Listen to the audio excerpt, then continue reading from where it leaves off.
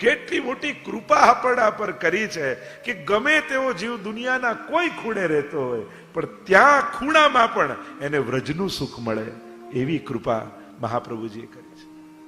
સર્વદા સર્વભાવેન ભજનીય વ્રજાધિપ સ્વસ્યાયમેવ ધર્મો હિ નાન્યક્વાપી. બીજો એકે ધર્મ નહીં. આગળ ધર્મ અર્થ કામ અને મોક્ષ ત્રણેયની ચર્ચા કરી. અર્થરૂપ ભગવાન પોતે છે એમ બીજા શ્લોકમાં કહ્યું. ત્રીજા શ્લોકમાં કામનો પુરુષાર્થને કહ્યું કે પ્રભુ માટે કામના જાગે. અને કામ કયો? પ્રભુને જોવાની ઈચ્છા, પ્રભુને મળવાની ઈચ્છા, પ્રભુને સ્પર્શવાની ઈચ્છા, પ્રભુને આરોગાવાની ઈચ્છા. આ તો વૈષ્ણવની કામના છે કે જેના થકી પ્રભુના સુખ સ્વરૂપનો અનુભવ થઈ શકે.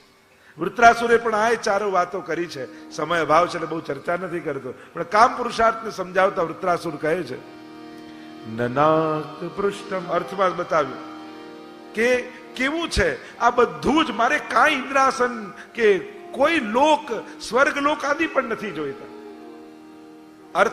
અર્થ સમજાવતા વૃત્રાસુર કહે છે ભગવાન સિવાય મારે બીજું કાંઈ નથી જોઈતું. ધર્મ હિતે પાયો યહ ધન. કામ પુરુષાર્થ સમજાવતા કહ્યું અજાત પક્ષા ઇવ માતરમ ખગા સ્તન્યમ યથાવત્સદાક્ષુધાકા પ્રિયમ પ્રિયેવ વ્યુષિતમ વિષણા મનોરવિંદાક્ષતિ દૃક્ષતે. ત્વાં.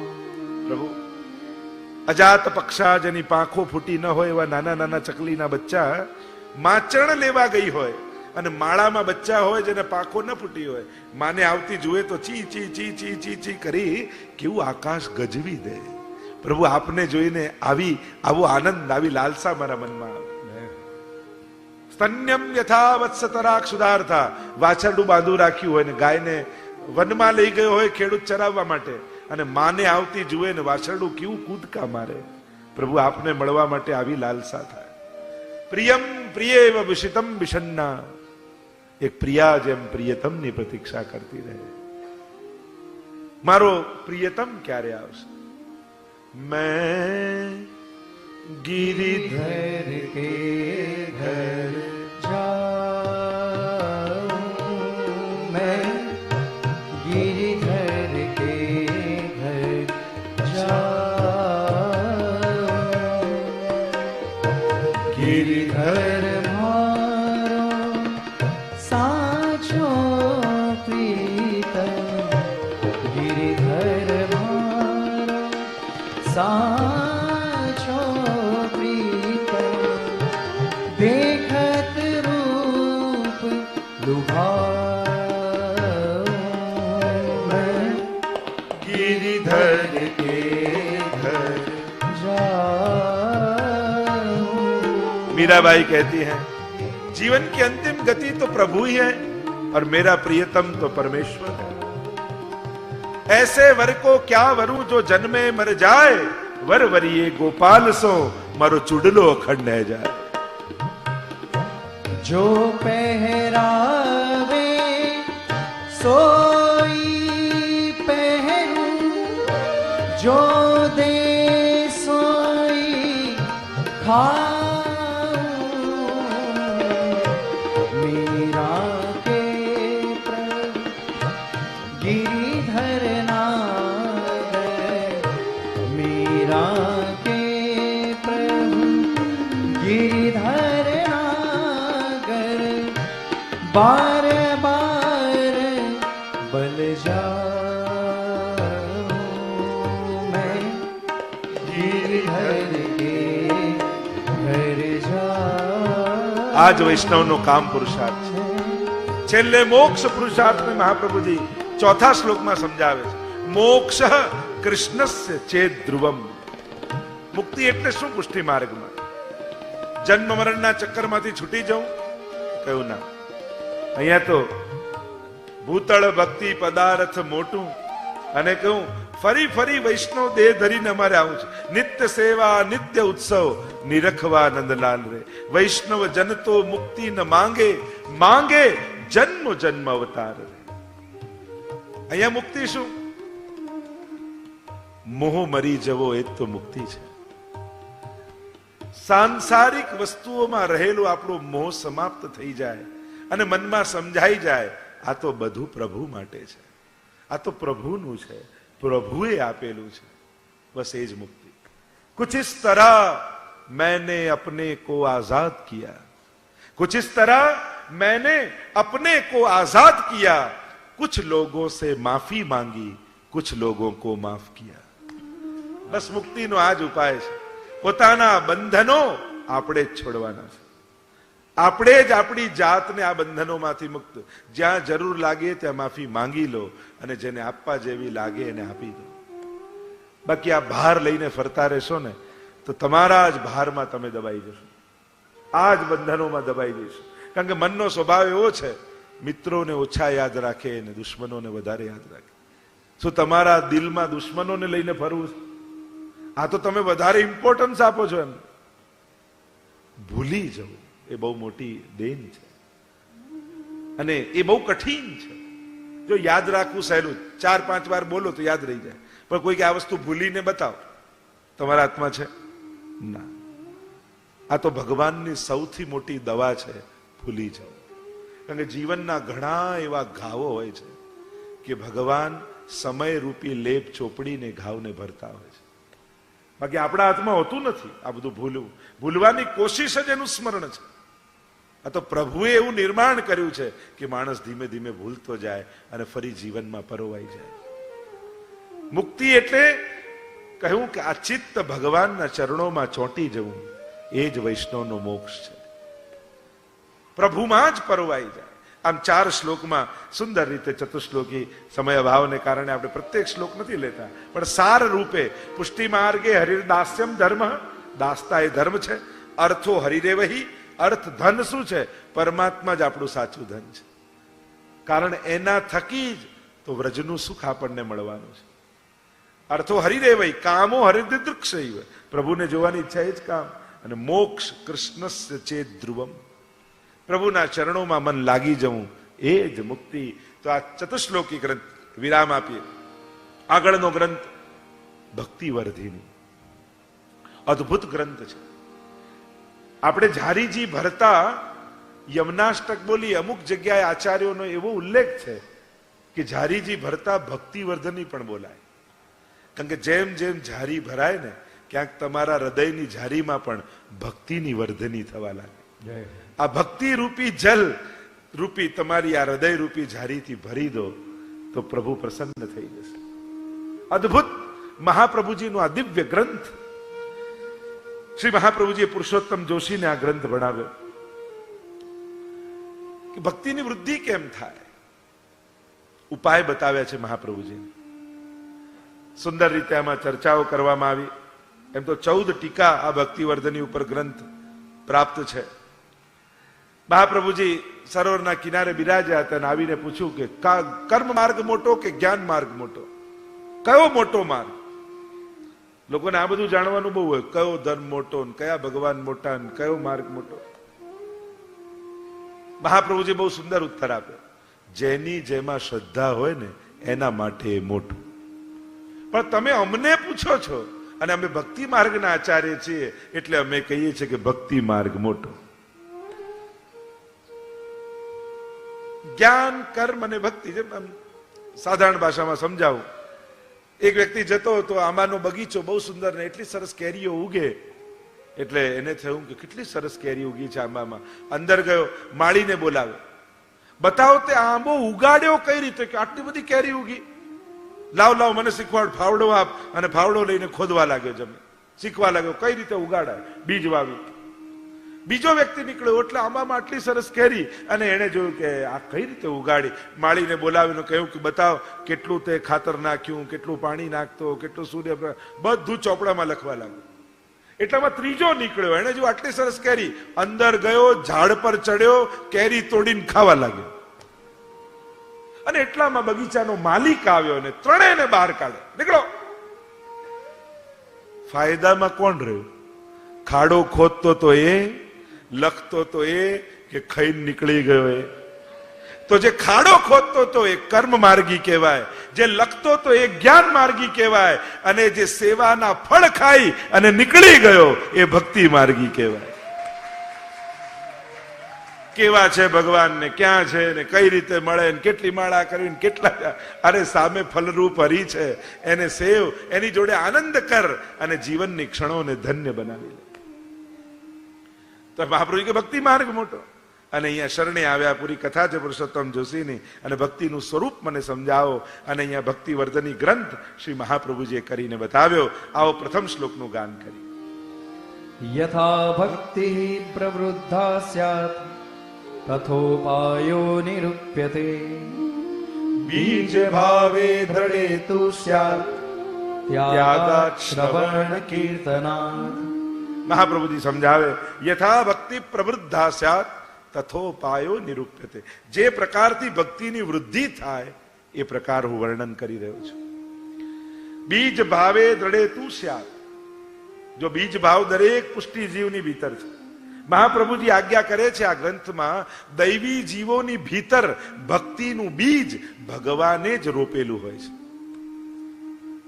અનુકૂળ વાતાવરણ, અનુકૂળ પ્રકાશ, અનુકૂળ જળ મળતા એ ઉગી જાય.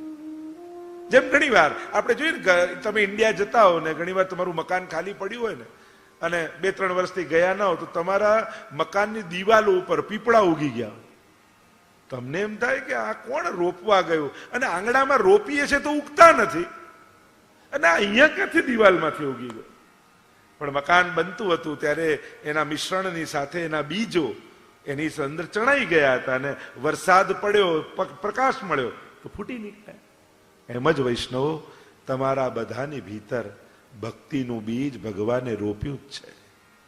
આ કથાનો પ્રકાશ મળશે યા સત્સંગનું જળ મળશે ને, આપમેળે આપના હૃદયમાંથી ભક્તિના અંકુરો નીકળવાના. ઘણા લોકો આઈને કહે ને, 5 વર્ષ પહેલા તો હું જરાય માનતો નહોતો, 4 વર્ષ પહેલા તો મને જરાય ભાવ નહોતો, બસ આપની સાથે જોડાયા ને વૈષ્ણવ સંઘમાં સત્સંગમાં આવ્યા, હવેલીમાં, ને એવા હવે તો દોડી દોડીને સેવા કરી. એવા કેટલા દુનિયાભરમાં લોકો જોવા મળે. અને ક્યાંય જરાય ના માનતા હોય ને, એનું તો મારી જોડે બહુ સારું બને. ખરેખર એમ લોકોને એમ ઘરના લોકોએ તો આશા જ મૂકી દીધી હોય ને કે આનું કાંઈ થવાનું નથી, એ વધારે ક્લોઝ થઈ જાય. ઘણી વાર બહુ શોખીન વ્યક્તિને જોઈએ ને, ભલે સંસારમાં હોય, પણ મને તો આશા જાગે કે આ જે દિવસે ભક્તિ કરતો થઈ જશે ને, ઠાકોરજીને બહુ મજા કરાવવાનો છે. અને પેલો નીરસ વ્યક્તિ હોય, કાંઈ શોખ ના હોય ને કાંઈ નહીં, એને થાય કે આ તો પોતે દુઃખી થશે ને ઠાકોરજીને દુઃખી કરશે.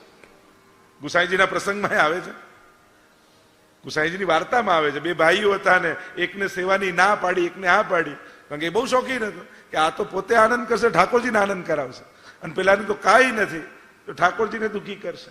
એટલે પેલાને ત્યાં પધરાયા ઠાકોર. નામાંથી હા થતા કઈ બહુ વાર નથી લાગતી. જો ના પછીનો બીજો શબ્દ શું હોય? તમને કોઈ વસ્તુ માટે કોઈ આપતા હોય, એમ કે લો ને, કે ના ના, લો ને, ના ના, લો ને, ના, ચોથી વાર હા ઠીક છે લાવ, એમ ના પછી હા જ હોય. તો નામાંથી હા થતા કેટલી વાર લાગવાની? કે બહુ વાર નથી લાગતી. જીવન તો ક્ષણોમાં પરિવર્તિત થઈ જતું. ક્યારે કોઈ વાત કોને ક્યાં સ્પર્શી જાય, જીવન પરિવર્તિત થઈ જાય. અને સારું સમજાય ને પછી સ્વીકારવામાં મોડું નહીં કરવું. એમ લાગે કે આ સારી વસ્તુ છે, ઉત્તમ વસ્તુ છે, સારો વ્યક્તિ છે, સારું કર્મ છે, પછી સ્વીકારી લઉં. એમ ના ના મને બધું સમજાઈ જાય ને પેલા બધું આમ કરવું ના, પછી આપણે કહીએ લક્ષ્મી આવે તો મોઢું ધોવાની, એમ ભક્તિ પણ આવતી હોય ને ત્યારે મોઢું ધોવા નહીં જોઈએ, પછી તો સ્વીકારી જ લેવાનું, એને તો અપનાવી જ લેવાની હોય. તો યથા ભક્તિ પ્રવૃદ્ધાસા તથોપાયો ને, એનો ઉપાય બતાવજો. ત્યાગાત, શ્રવણ અને કીર્તનાત. 3 ઉપાય. સૌથી પહેલા કહ્યું ત્યાગ. અને ભક્તિ માર્ગનો ત્યાગ વસ્તુઓને છોડવાનું નથી, વસ્તુઓમાં રહેલી આસક્તિને છોડવાનું છે.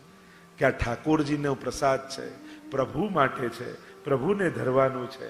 એમ આપણી વસ્તુઓમાં એક ભાવ એવો રાખો કે આ પ્રભુ માટે છે. અને ઘણી વસ્તુઓ જેને આપણે વાપરતા હોઈએ એના માટે એવો ભાવ રાખો આ ઠાકોરજીનો આપેલો પ્રસાદ છે, પ્રભુની પ્રસાદી વસ્તુ વાપરી રહ્યું છે, પ્રભુએ કૃપા કરીને આપ્યું છે. 2 ત્યાગાત, બીજું કહું શ્રવણા. ત્યાગાત શ્રવણ કીર્તના, બીજું શ્રવણ.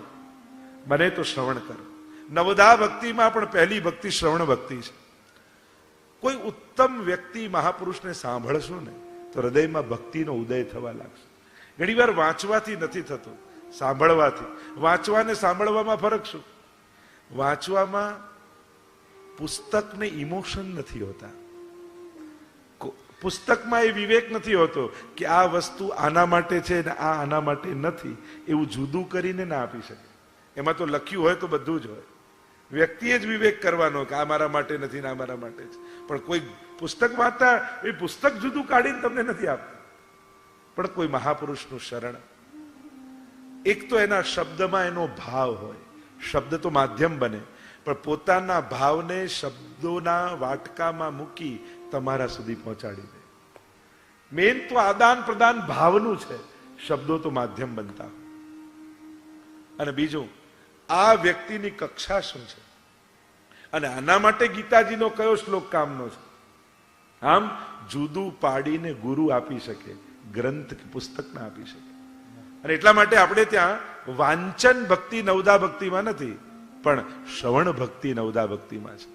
એટલે જ વેદને શ્રુતિ કહેતા. શ્રુતિ એટલે સાંભળવું. વેદને ગોખીને મોડે ન કરાય, સાંભળીને યાદ કરાય. ગુરુના મુખે જયારે સાંભળો એ તમને યાદ રહેવું, એટલે એને કહેવાય શ્રુતિ.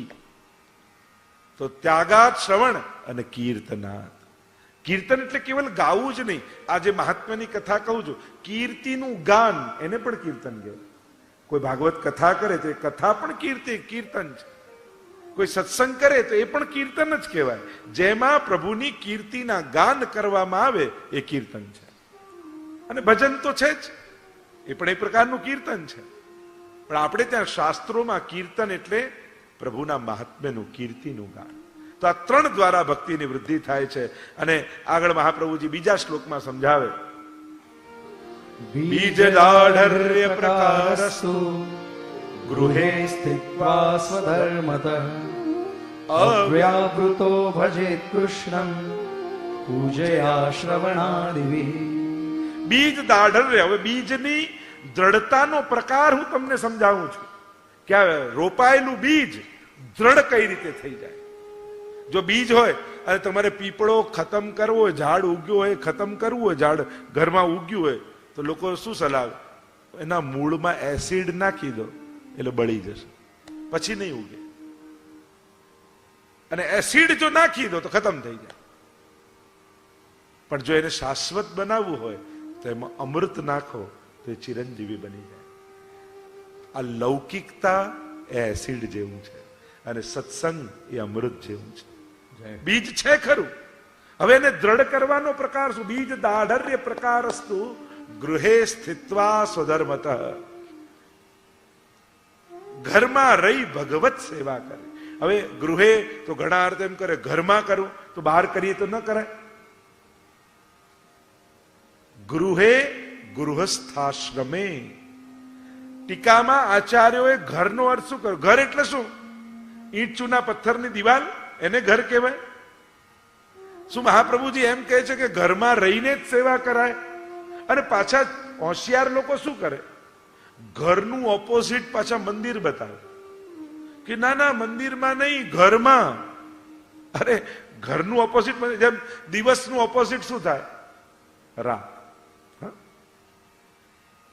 ઉદારતાનું ઓપોઝિટ શું થાય? કંજુસાઈ. સફેદનું ઓપોઝિટ શું થાય? કાળું. હે ને? તમે વિરોધી શબ્દ, ઓપોઝિટ શબ્દો સમજો છો. તો ઘરનું ઓપોઝિટ શું થાય? વન. કે જંગલમાં જઈ સંન્યાસ લઈને નહીં, ગ્રહસ્થાશ્રમે. આપણે ઓપોઝિટ, ઘરનું ઓપોઝિટ મંદિર, હવેલી. ઘરનું ઓપોઝિટ હવેલી થાય, મંદિર થાય. સમજનું પણ લોકો ક્યાંથી ક્યાં સરખામણી કરે કે ના ના મહાપ્રભુજી ઘરમાં રહીને સેવા કરવી, હવેલી કે મંદિરમાં નહીં. અરે ના, ગૃહે ગૃહસ્થાશ્રમે. ઘર એટલે ગૃહસ્થાશ્રમમાં રહીને. કારણ કે સંન્યાસ લઈને સેવા કરવી સંભવ નથી. વનમાં ક્યાં ભોગ ધરો, વનમાં શું પહેરાવો? તમારા જ રહેવાના ઠેકાણા ના હોય તો ઠાકોરજીનું શું કરો? ત્યાં સેવા થઈ ન શકે. એટલા માટે ગ્રહસ્થાશ્રમમાં પરિવાર સાથે, બાળકો સાથે, પત્નીઓ સાથે, એટલે એક કોઈ ભોજનની તૈયારી કરે પત્ની, બાળકો જઈને ત્યાં જઈને શાકભાજી લઈ આવે, કોઈ ક્યાંક બીજી મદદ કરે, આમ ઘરના બધા ભેગા મળી અને પછી ઠાકોરજીને લાલ લડાવે તો ઉત્તમ રીતે સેવા થાય. એટલે ખોટી માન્યતા આપણને છે, મારા લાલા, ઘણી વાર લોકો હું તો કોઈને દર્શન નહીં કરાવું, ભલે મારા ખાસ વૈષ્ણવ, હું તો આમ જ. અરે આપણે ત્યાં નંદગ્રહની સેવા છે, કારાગ્રહની સેવા નથી. તમારું ઘર છે, જેલ થોડી છે કે કોઈને મળવા જ નહીં દો ઠાકોરજી સાથે. લોકો ઘણીવાર સિદ્ધાંતોનો એટલો બધો અતિરેક કરી લે છે ને કે પ્રભુ જાણે કેદખાનામાં આવે ને એ રીતે પૂરી રાખે. અરે આપણા ઘરની ગૃહ છે, ગૃહસ્થાશ્રમે, ગૃહે, ઘરમાં કઈ રીતે રહો? મહેમાન આવે તો બાળકોને મળે કે નહીં? એને આનંદ થાય કે નહીં? એટલે કોઈ પણ વસ્તુનો અતિરેક કરી સિદ્ધાંતને વિપરીત રીતે કોઈને સમજાવવાની કોશિશ નહીં કરવી, નહીં તો અતિરેક થઈ જાય. એટલે લોકો ઘણીવાર ઘરનો ઓપોઝિટ મંદિર કે થાય, ઓપોઝિટ મંદિર વન થાય. તો ગૃહસ્થાશ્રમમાં રહી અને વૈષ્ણવે સેવા કરવી. અને અવ્યાવૃત્તો ભજેત કૃષ્ણ, અવ્યાવૃત બનીને ધીમે ધીમે ધીમે બધું જ લૌકિક કાર્યો છોડી અને સમગ્ર પ્રભુમય જીવન થઈ જાય અને અવ્યાવૃત્તિ, વ્યાવૃત્તિ પણ છોડી અને પૂજયા શ્રવણાદિવી, પ્રભુની સેવા અને શ્રવણ કથા આદિ કરવા. એમ કરીને ત્રીજા શ્લોકમાં મહાપ્રભુ સમજાવે, પણ અવ્યાવૃત ન થઈ શકીએ તો, નોકરી ધંધો ન છોડી શકીએ તો શું કરવું વૈષ્ણવે? તો ઉપાય બતાવતા મહાપ્રભુજી આજ્ઞા કરે, વ્યાવૃતોપી હરૌ ચિત્તં શ્રવણાદૌ યતેત સદા તતઃ પ્રેમ તથા શક્તિ વ્યસનમ ચ યદા ભવેત.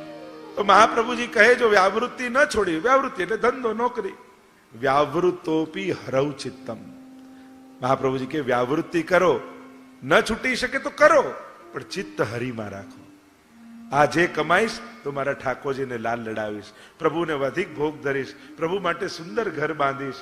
અને આવો ભાવ રાખી જો સેવક માલિક માટે કરે છે ને તો છેલ્લે માલિકનું મોટું ઘર થયું તો સેવકનું સુંદર થઈ જ જવાનું. એમ પ્રભુને નિમિત્ત બનાવીને ઘર બાંધો છો તો એક તો ઘર બાંધવાનો કર્મ બંધન નથી લાગતું અને સુખ ભોગવવાનો આનંદ હોય છે, એટલે પ્રભુ માટે બાંધ્યું છે.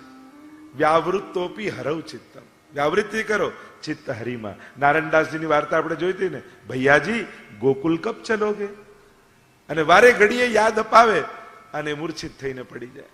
કાર્ય કરતા કરતા પણ મન ઠાકોરજી મારે.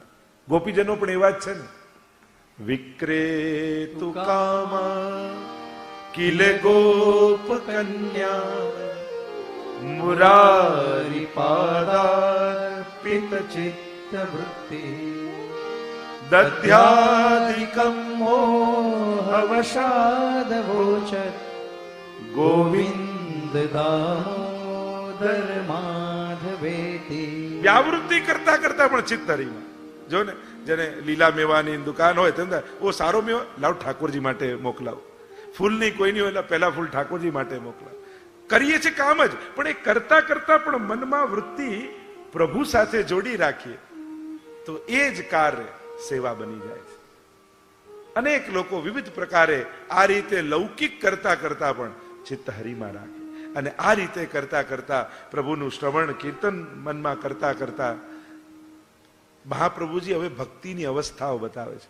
પ્રેમ, આસક્તિ અને વ્યસન, આ ભક્તિની કક્ષાઓ છે. પહેલા સ્નેહ હોય, સ્નેહમાંથી પ્રેમ થાય, પ્રેમ આસક્તિનું રૂપ ધારણ કરી લે.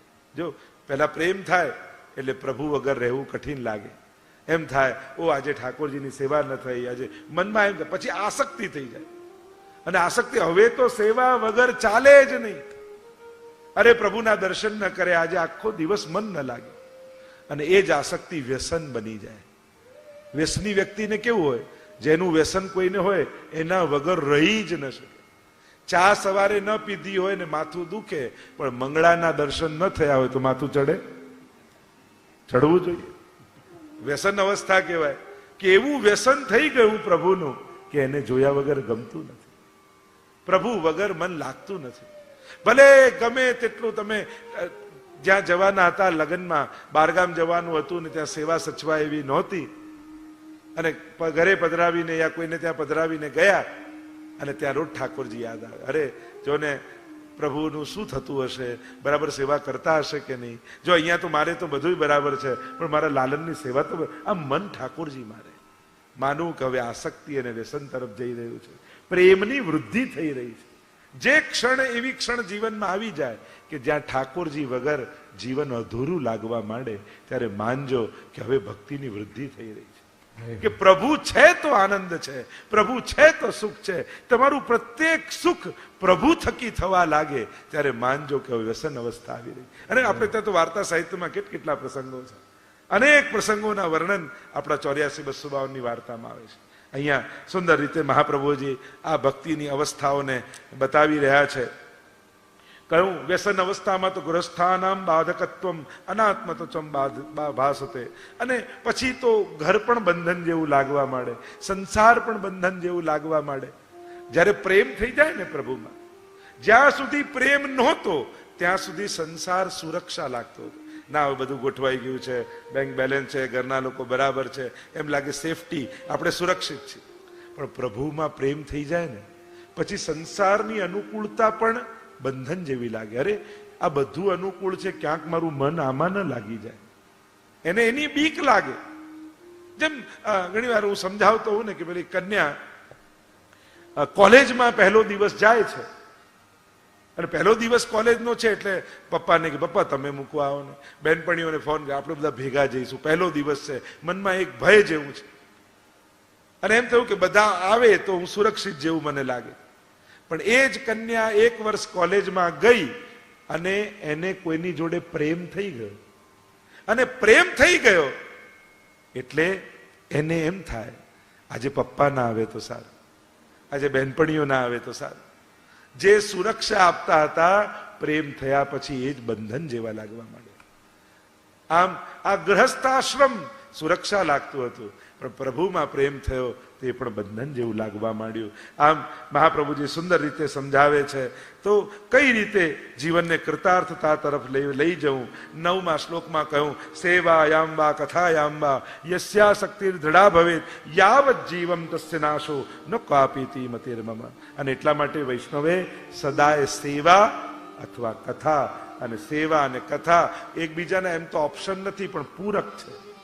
કથામાં રુચિ થાય તો પ્રભુની સેવામાં રુચિ થઈ જાય, પ્રભુની સેવામાં રુચિ થાય તો એમની કથામાં રુચિ થાય. અને આમ આ બંને દ્વારા જીવ પ્રભુ તરફ એનો આગળ ભાવ ક્યારે નાશ પામતો નથી, એમ મહાપ્રભુજીએ કહ્યું.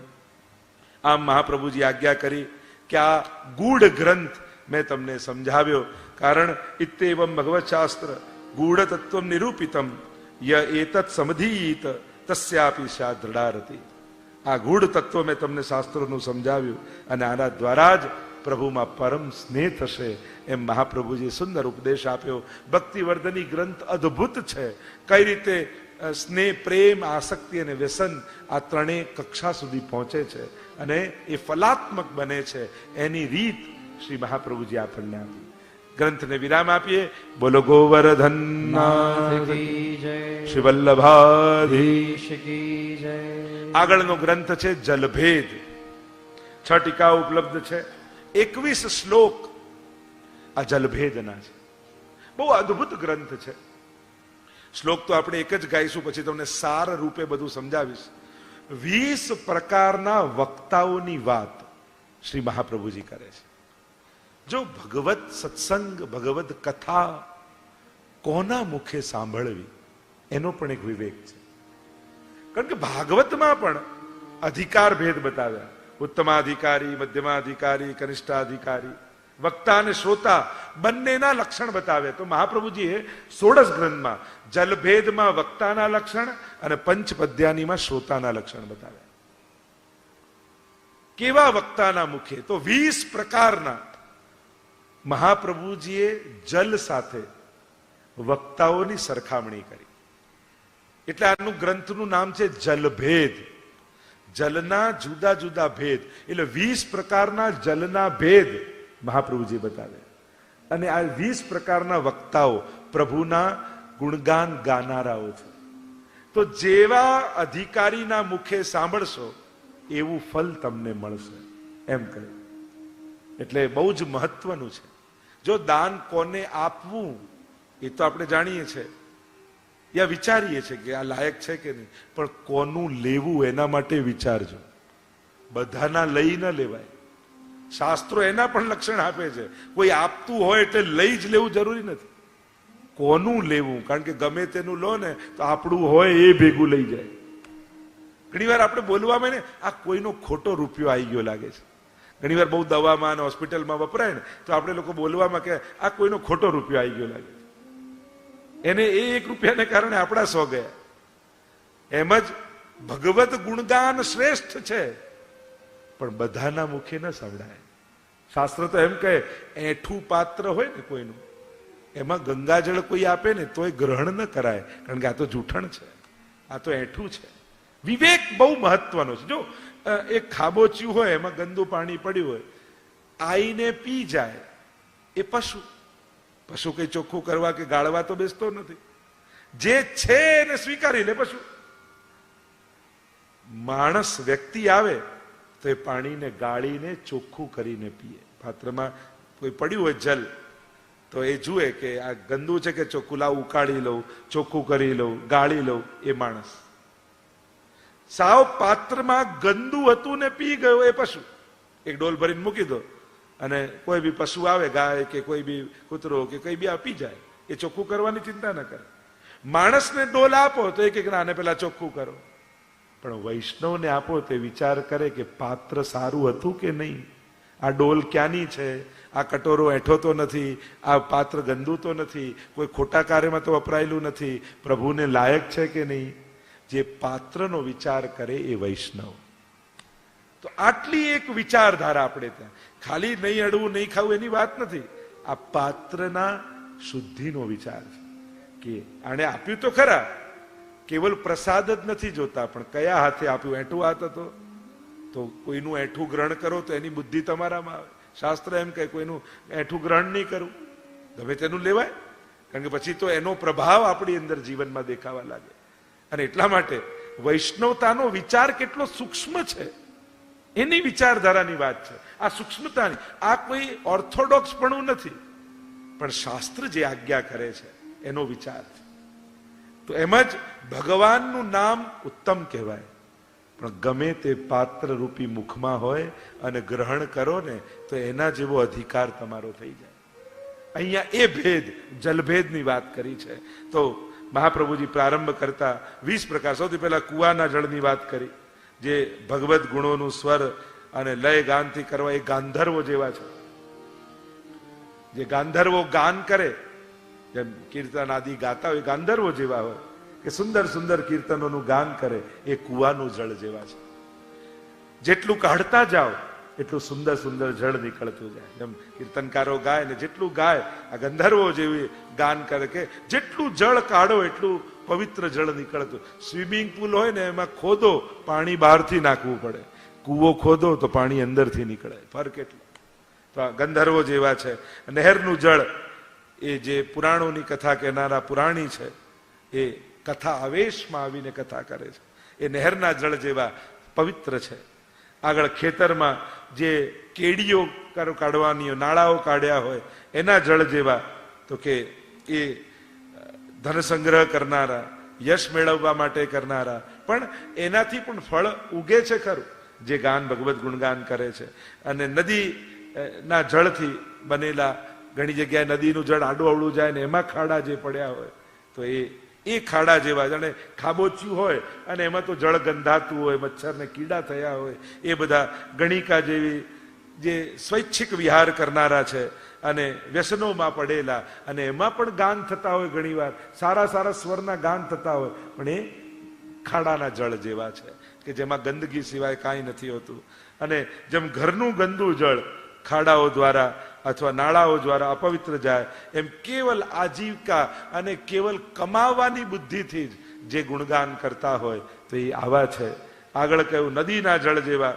જે કુદરતી અને વિશાળ રીતે નદીઓ વહેતી હોય અને એ ભગવત શાસ્ત્રોનો જે નિરંતર અભ્યાસ કરે છે અને શુદ્ધ હૃદયથી જે ભગવત ગુણગાન ગાન કરે છે એ આવા વિશાળ જલાશયો જેવા છે. અને ઘણા જે પીવાના લાયક જળ જેવા હોય છે જલાશયોમાં, જેનાથી ગામમાં જળ જતું હોય પીવાનું, એ શાસ્ત્રોના અભ્યાન કરી અને શ્રવણ કરી અને જે વક્તાઓ થયા હોય કોઈના મુખે સાંભળીને એ આવા જલાશયો જેવા છે. એવા અનેક પ્રકારના સરોવરના જળ જેવા, નાના તળાવના જળ જેવા, વાવડીના જળ જેવા, વરસાદના જળ જેવા, જે યોગ ધ્યાન આ બધામાં પ્રવૃત્ત રહી અને ભગવત ગુણગાન કરે એ વરસાદના જળ જેવા છે. આમ ઘણા પરસેવાના જળ જેવા છે કે જે તપ જ્ઞાન વૈરાગ્ય જેને કાંઈ પડી નથી, ખાલી ગાય છે ગાવા ખાતર, એ આવા જળ જેવા છે. પર્વત પરથી પડતા જળના નિર્મળ જળ જેવા કે જે ભગવત કૃપાથી અથવા ભગવદીઓની કૃપાથી જે દિવ્ય મધુર ગુણગાન કરે છે, આવા પર્વતો પરથી જળ જેવા છે. આવી 20 પ્રકારના વક્તાઓ સાથે મહાપ્રભુજીએ સુંદર સરખામણી કરી છે.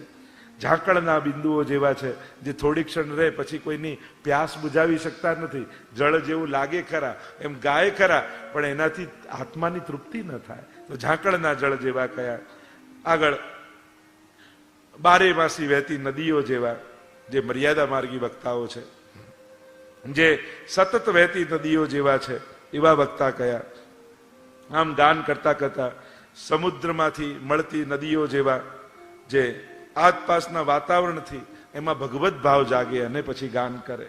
આગળ શાસ્ત્રોમાં બતાવેલા 6 પ્રકારના સમુદ્રો અને એ પ્રકારના વક્તાઓની વાત કરી. ક્ષારોદ, ઇક્ષરસોદ, સુરોદ, ધૃતોદ, ક્ષીરોદ, દધિમંથોદ અને શુદ્ધોદ.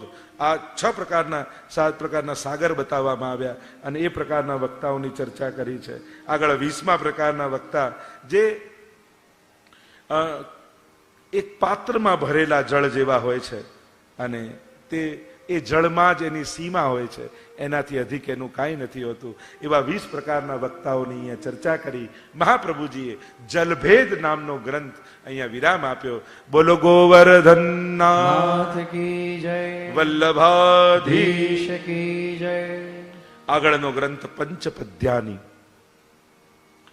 5 પદ્ય એટલે આનું નામ છે પંચપદ્યાની. 5 શ્લોક છે ને એટલે પંચપદ્યાની. અને આમાં શ્રોતાઓના લક્ષણ મહાપ્રભુજી બતાવે છે. જો તમે એમ કહો કે આ લાયક વક્તા છે, આની પાસે સાંભળું, આ તો લાયક વક્તા છે પણ તું લાયક શ્રોતા છું.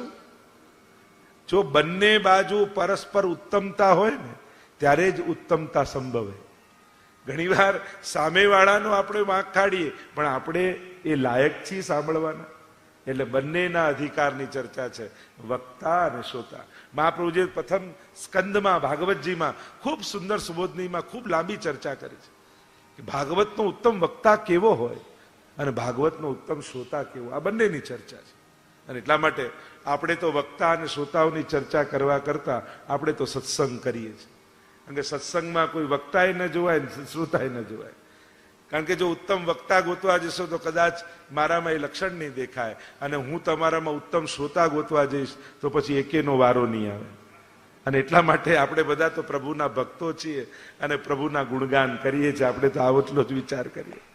તો પંચપદ્યાની એ શ્રોતાઓના લક્ષણ બતાવ્યા, 5 પદ્યો.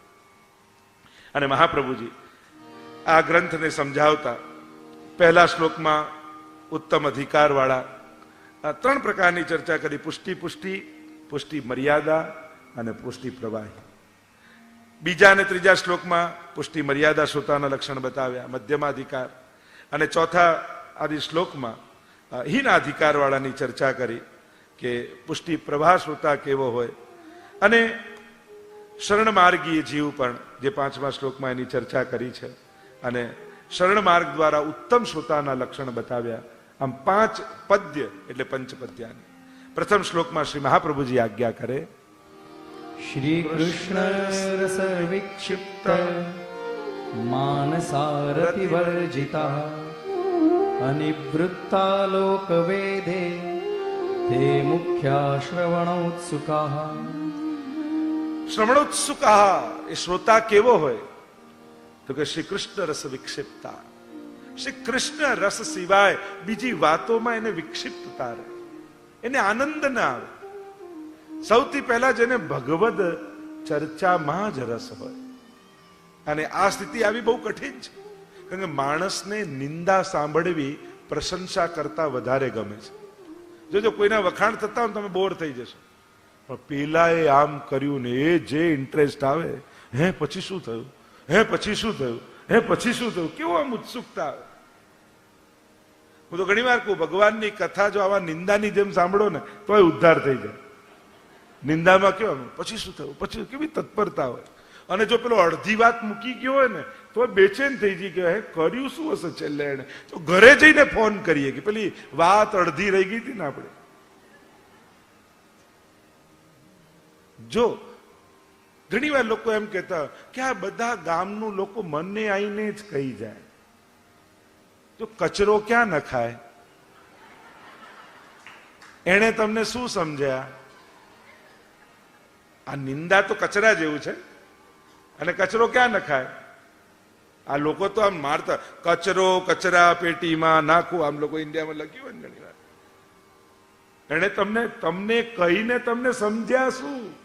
બે હાથ જોડીને કેવું ભાઈ કચરો અહીંયા ના નાખીશ. આપણે કચરા પેટી નથી બનવું, આપણે તો ફ્લાવર વાસ બનવાનું છે કે પ્રભુના ગુણો રૂપી પુષ્પો જેમાં મૂકવામાં આવે, ફૂલો અને એની સુગંધ જેમાંથી આવે, આપણે તો આપણી જાતને આ કરવાનું છે. એટલે હવે પછી કોઈ કોઈનું કહેવા આવે તો કે ભાઈ બીજે નાખ, મારામાં ન નાખીશ. કારણ કે નિંદા કરીને તમને સમજે છે શું? જો પાપની શરૂઆત નિંદા સાંભળવાથી થાય છે, અને નિંદા સાંભળતા દુર્ભાવો એના માટે આવવા લાગે, અને દુર્ભાવો દુષ્કર્મો તરફ લઈ જાય. પાપથી બચવું એનો સૌથી સહેલો મંત્ર એ છે, નિંદા સાંભળવાનું બંધ કરો. હા, તમે એ સ્થાને હો તો જુદી વાત છે. તમે કોઈ સંચાલન કરવાના હોય, તમારે કોઈ વ્યવસ્થા કરવાની હોય, તમારે કોઈને ભણાવવાનું હોય, યા ઘરમાં તમે મોભી રૂપે હોય, કંઈક કંઈક ખોટું કરતો હોય ને, એ આખું એક જુદું મેટર છે, જ્યારે તમારી કોઈ જવાબદારી હોય. પણ કેવલ કોઈના નિંદા સાંભળવામાં જે રસ આવે છે ને, એ જ બતાવે છે કે હજી આપણા મનમાં પાપ છે. જો મનમાં પાપ ન હોત તો કોઈની નિંદા સાંભળવી ગમત નહીં. આકર્ષણ એનું જ છે, બચો, નિંદા સાંભળવાથી બચો, અને કરવાથી તો વધારે બચો. સાંભળવાની તો આ તો પછી આવે, પણ કારણ કે નિંદા સાંભળશો ને તો કરવાની ઈચ્છા થશે. કઈ રીતે? હે તે સાંભળ્યું, હમણાં જ પેલા મને આઈને શું કહી ગયા, એટલે તુરંત બીજે જવાની ઈચ્છા થશે. અને સૌથી પ્રચાર કોઈ વસ્તુનો કરવો હોય તો બેસ્ટ વાત શું? કોઈને કહેતા નહીં હો, આ તો તમને કહું છું. આખા કારણ કે એક ચોખ્ખી વાત છે, એક તમારો જે સારો મિત્ર હોય ને એનો બીજો સારો મિત્ર હોય જ. તમારો જે ખાસ ફ્રેન્ડ હોય એનો ખાસ ફ્રેન્ડ હોય જ દુનિયામાં. કોઈને કહેતા નહીં, આટલું કહી દો એટલે પતી ગયું. આખા ગામમાં બધાને ખબર પડી જાય. અને હવે તો વોટ્સઅપ ને કેટલી બધી સુવિધા છે, તરત વાત મૂકવી હોય. અને લોકોને પણ લખ્યું હોય એમાં રસ ન હોય. તમે વોટ્સઅપમાં જે વસ્તુ ડિલીટ કરી દો તો ફોન કરીને પૂછે શું લખ્યું તું, એમાં વધારે ઇન્ટરેસ્ટ હોય. તમે તમારે સામેવાળાને ફોન કરાવો ને તો ખાલી મેસેજ કરીને ડિલીટ કરી દો. પેલાનો આવે જ ફોન, શું ડિલીટ કર્યું, એને એમાં વધારે રસ હોય. મૂળ વાત એ જ છે, મહાપ્રભુજી સમજાય જેને ગુણગાનમાં જ રસ છે. તો પુષ્ટિ શ્રોતા, પુષ્ટિ મર્યાદા, મધ્યમાધિકાર વાળો અને પુષ્ટિ પ્રવાહી, આ ત્રણેય પ્રકારની ચર્ચા કરી. છેલ્લે કહ્યું કે શરણાગતિ જ, પ્રભુના શરણમાં રહેવું એ જ જીવનું પરમ કલ્યાણ. આગળ આ ગ્રંથને આપણે વિરામ આપીએ. આગળનો ગ્રંથ સંન્યાસ નિર્ણય, 14મો ગ્રંથ, 22 શ્લોક. નરહરિ સંન્યાસી બદ્રિકાશ્રમમાં મળ્યા અને સંન્યાસ ધર્મ વિશે જયારે પૂછે છે અને ત્યારે સંન્યાસ નિર્ણય નામનો ગ્રંથ બનાવ્યો છે. અત્યારના સમયમાં શું સંન્યાસ ઉચિત છે? અને જો ઉચિત છે તો કેવો સંન્યાસ લેવો? શું ખાલી ભગવા પહેરવા માત્રથી સંન્યાસી થઈ જવાય છે? તમે સંન્યાસ લઈ લો ને ભગવા પહેરી લે, તમારે અંદર બધા ગુણ આવી ગયા કહેવાય. કારણ કે લોકો તો કપડાને આદર આપે છે કે આ પહેર્યું છે એટલે ચોક્કસ મહાત્મા હશે. અને અત્યારના સમયનું માહોલ, વાતાવરણ શું લાગે છે કે સંન્યાસ ઉચિત છે? ખરેખર તો જેટલા સંન્યાસી જોઈતા હતા એટલા થઈ ગયા છે. હવે તો સારા સંસારીઓની જરૂર છે દુનિયાને. જય. સારા માતા, સારા પિતા, સારા ભાઈ, સારા બંધુ, સારા સંસારીઓ બનશો ને તો સમાજનું વધારે કલ્યાણ થશે. અને અહીંયા સંક્ષિપ્તમાં ચર્ચા કરીશ. પહેલો એક શ્લોક આપણે ગાન કરી લઈએ. પશ્ચાતાપ નિવૃત્ત્યર્થમ પરિત્યાગો વિચાર્યતે સમાર્ગ દ્વિતયે પ્રોક્તો ભક્તો જ્ઞાને વિશેષતઃ. આખા ગ્રંથનો અમુક શ્લોક લઈશ, પણ જો તમને સાર સમજાવું ને તો મહાપ્રભુજી 8 પ્રકારના સંન્યાસની વાત સંન્યાસ નિર્ણયમાં કરી છે.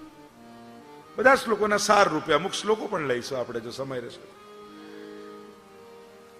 સંન્યાસ માર્ગને સમજાવતા સૌથી પહેલા મહાપ્રભુજી કર્મ માર્ગના સંન્યાસને બતાવે છે કે કર્મ માર્ગ એટલે શાસ્ત્રોમાં યજ્ઞ યાગાદિનો માર્ગ. યજ્ઞને કર્મ કહેવામાં આવે શાસ્ત્રોમાં, અને યજ્ઞોનો જે માર્ગ છે એને કર્મ માર્ગ કહેવાય. કર્મનો સિદ્ધાંત જુદી વાત છે. ગીતાજીમાં જે કર્મનો સિદ્ધાંત બતાવે એ આખું જુદું ચેપ્ટર છે. કર્મ માર્ગ એટલે યજ્ઞનો માર્ગ. અને કર્મ માર્ગી સંન્યાસ 2 પ્રકારના મહાપ્રભુજી સમજાવે છે. એક કર્મ ફળ ત્યાગ રૂપ સંન્યાસ, અને બીજો સંસારમાં જે 4 આશ્રમ બતાવ્યા છે, બ્રહ્મચર્ય, ગ્રહસ્થ, વાનપ્રસ્થ અને સંન્યાસ. જે સંન્યાસ આશ્રમ છે 4 આશ્રમોમાં, એ સંન્યાસ. તો કર્મ માર્ગમાં ભગવા પહેરીને જવાની, કારણ કે યજ્ઞ કરવો હોય તો સપત્નિક યજ્ઞો છે. તમારે પરિવારમાં રહેવું પડે. કારણ કે પરિવારમાં આપણા જેટલા ઋષિઓ હતા ને બધા ગ્રહસ્થાશ્રમી જ હતા, સંન્યાસી નહોતા.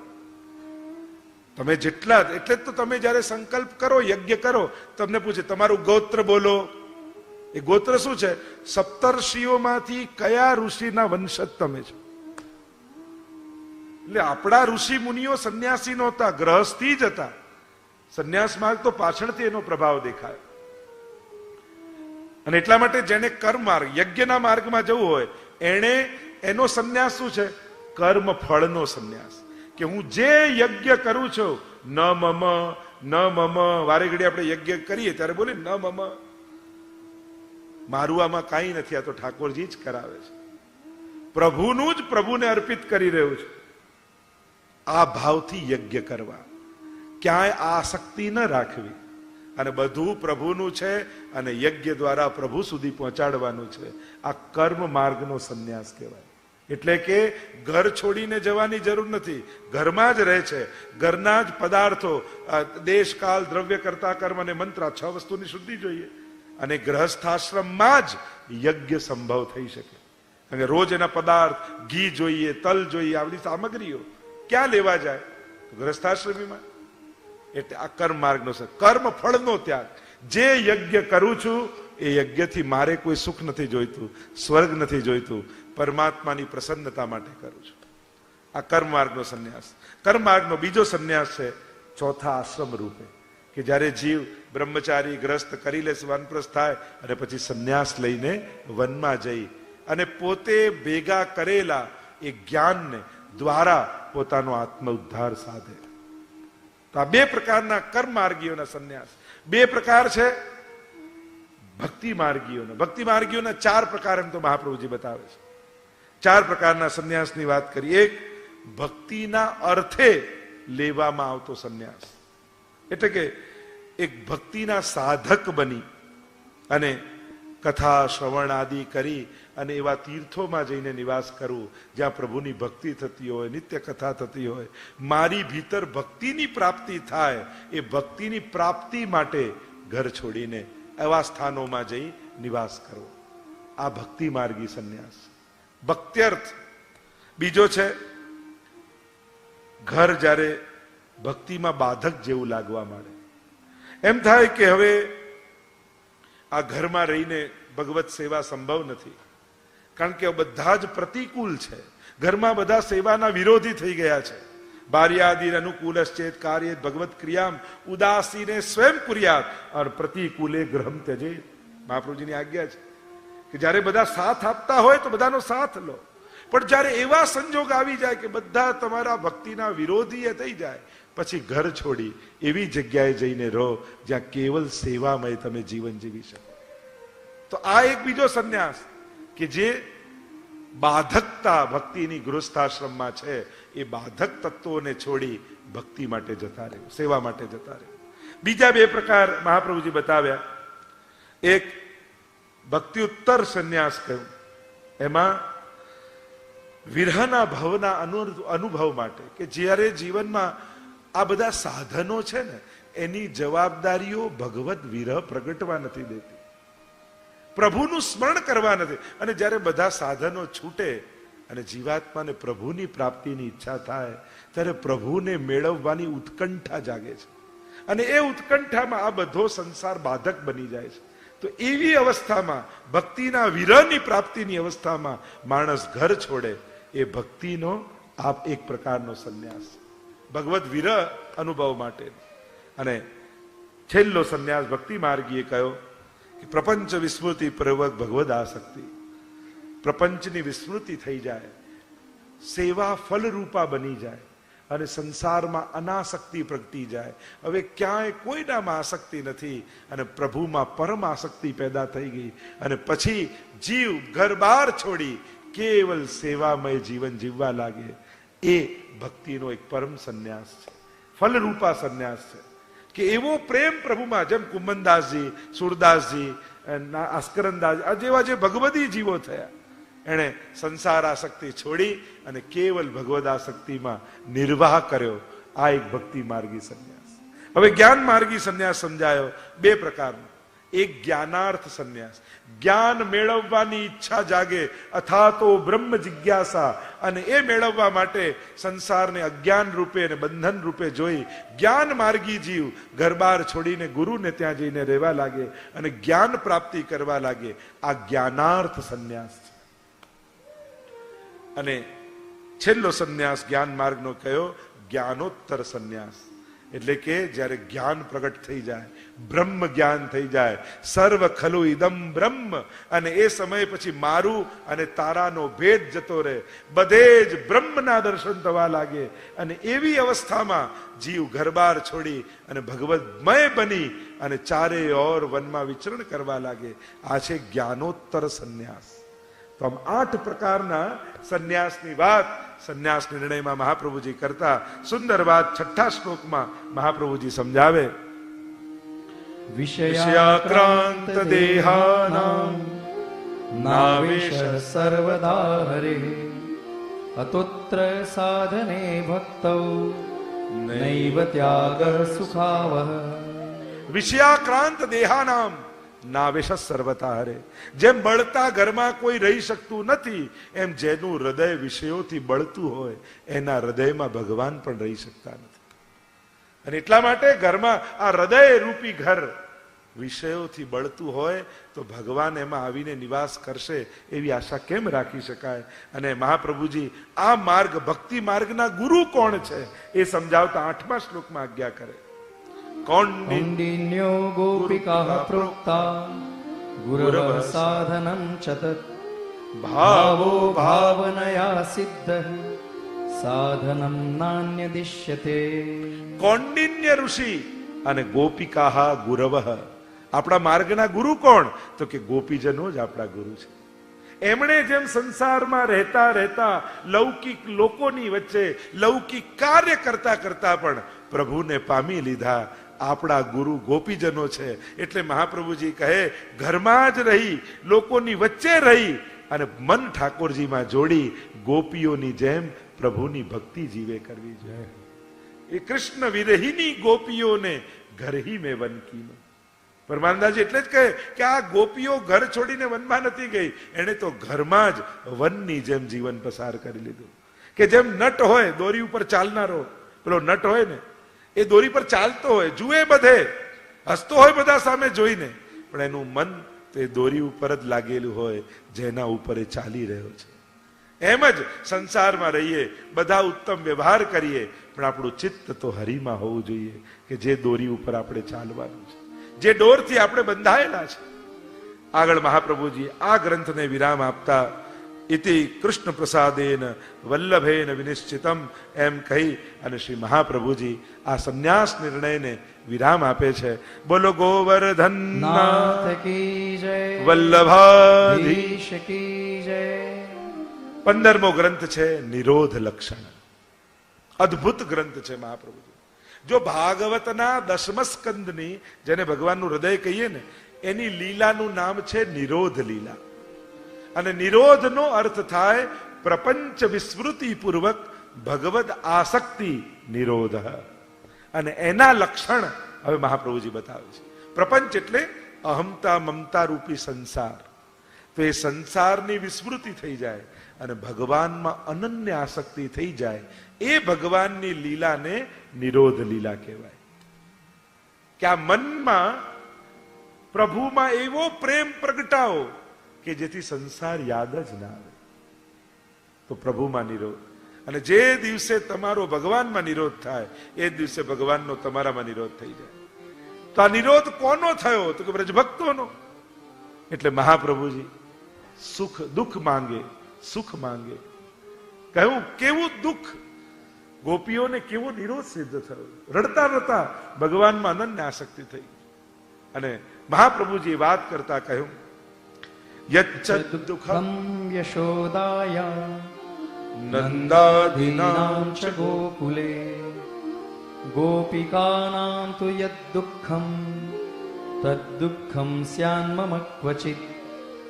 મહાપ્રભુજી રાજા દુબે ને માધવ દુબે જયારે મહાપ્રભુના શરણે આવ્યા, વિનંતી કરી કે જયરાજ આ મન બધેથી છોડી ઠાકોરજીમાં કેમ લાગે? અને ત્યારે નિરોધ લક્ષણ ગ્રંથ મહાપ્રભુજી ભણાવે. સંસાર આસક્તિથી મુક્ત થઈ અનન્ય આસક્તિ ઠાકોરજીમાં.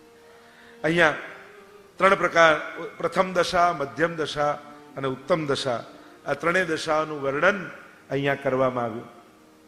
મહાપ્રભુજીએ આજ્ઞા કરી યચ્છદ દુઃખમ યશોદાયા. ઠાકોરજી જ્યારે વ્રજ છોડીને મથુરા પધારી ગયા અને એ સમયે જે દશા વ્રજવાસીઓની થઈ, યચ્છદ દુઃખમ યશોદાયા. આપણે તો કલ્પના ન કરી શકીએ કે એ સમયે યશોદાજીની શું દશા થઈ હશે. નંદાદિનાંચ ગોકુલે, ગોકુલમાં નંદાદી ગોપોની જે દશા થઈ.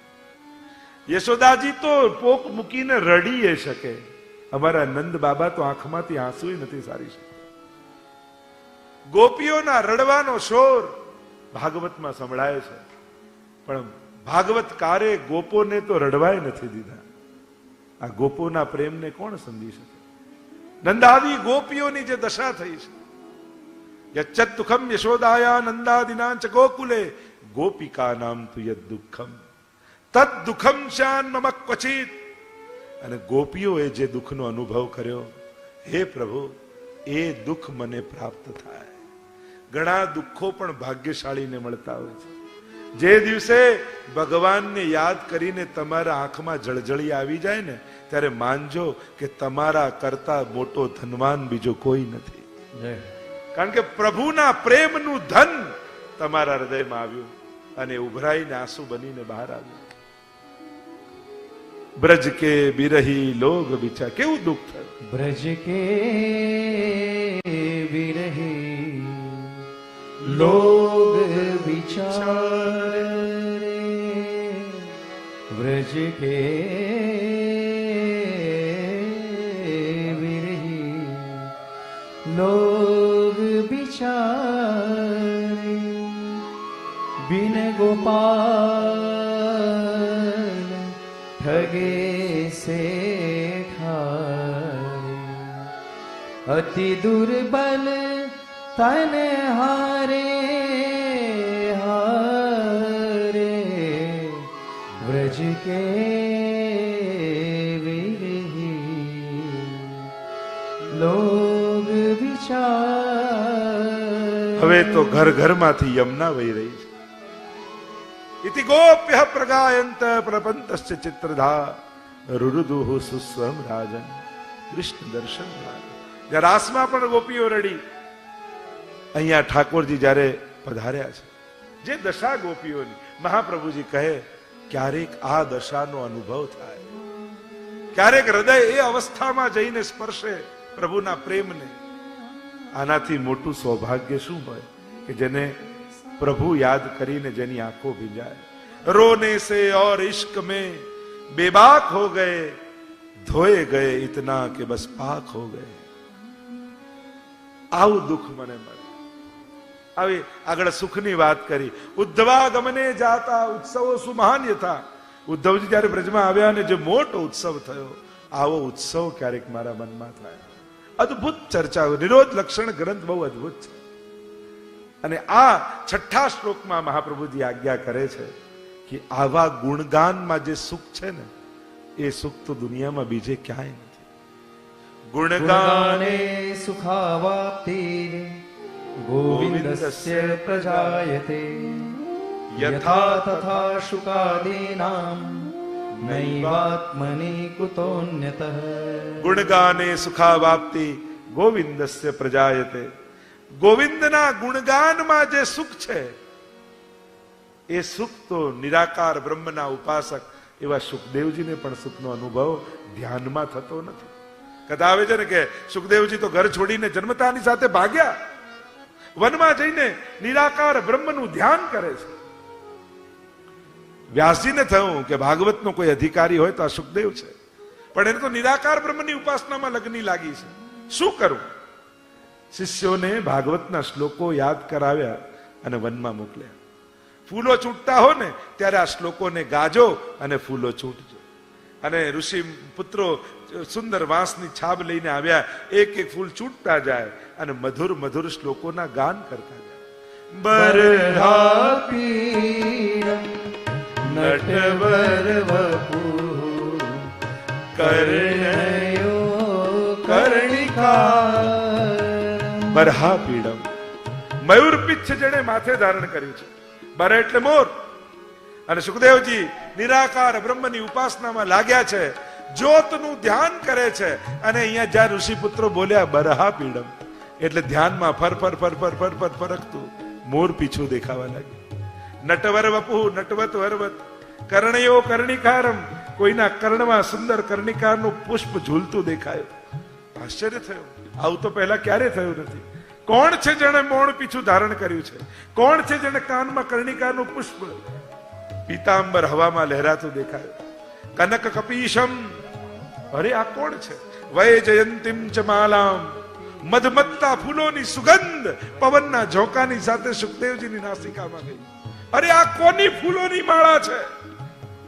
અને એટલામાં જ્યાં વર્ણન કરી રહ્યા છે ઋષિપુત્રો,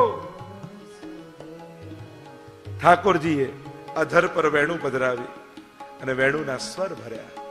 બિપ્રત વાંચ કનક કપીશમ વૈ જયંતિમ ચ માલામ રંદ્રાન વેણોર અધર સુદયા પૂરયન ગોપ વૃંદૈ વૃંદારણ્યમ સ્વપદ રમણમ પ્રાવિશદ ગીત કે.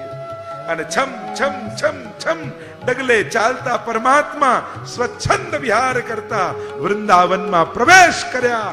આટલું બોલ્યા અને સુખદેવજી ઉભા થઈ. અરે કોણ છે આવું સુંદર બાલક? આ શ્લોક શેના છે? ઋષિપુત્રોએ કહ્યું આ તો કૃષ્ણનું વર્ણન છે અને આ શ્લોક ભાગવતજીના છે. ક્યાં મળશે? કે આપના પિતા પાસે, વ્યાસજી પાસે. અને દોડ્યા છે સુખદેવ, મારે ભાગવત ભણવું છે. તો જે ગુણગાનમાં સુખ છે, જો સુખ હોત ગોપાલ હી ગાય. જો સુખ હોત ગોપાલે ગાય, જો સુખ હોત ગોપાલે ગાય. સોન હોત જપ તપ વ્રત સંયમ, સોન હોત જપ તપ વ્રત સંયમ. કોટિક તીરથ નાય, કોટિક તીરથ નાય. જો સુખ હોત ગોપાલે ગાય. જો સુખ હોત ગોપાલ હી કાય, જો નવ્રત તપ સંયમ કોટિક તીર્થ નાય. સત્સંગમાં જે આનંદ છે ને એવો આનંદ તો બીજે ક્યાંય નથી. કારણ કે તીર્થમાં જવું પડે, જપ કરવા પડે, તપ કરવું પડે, પણ પ્રભુની કથા સાંભળો ને તો આપમેળે બધા કાર્યો થવા લાગે. કોઈ એક એવું સત્કર્મ ખરું કે જેનાથી બધા પુણ્યો મળી જાય? તો કે હા, પ્રભુના ગુણગાન, પ્રભુની કથા એ એવું સત્કર્મ છે કે બધા પુણ્યો સહજમાં થઈ જાય. તો એ આનંદ તો ક્યાંય નથી. આગળ કહ્યું, ક્લિષ્ટમાનાન જનાન દૃષ્ટ્વા કૃપા યુક્તો યદા ભવેત તદા સર્વ સદાનંદમ હૃદયસ્થમ નિર્ગતમ બહિ.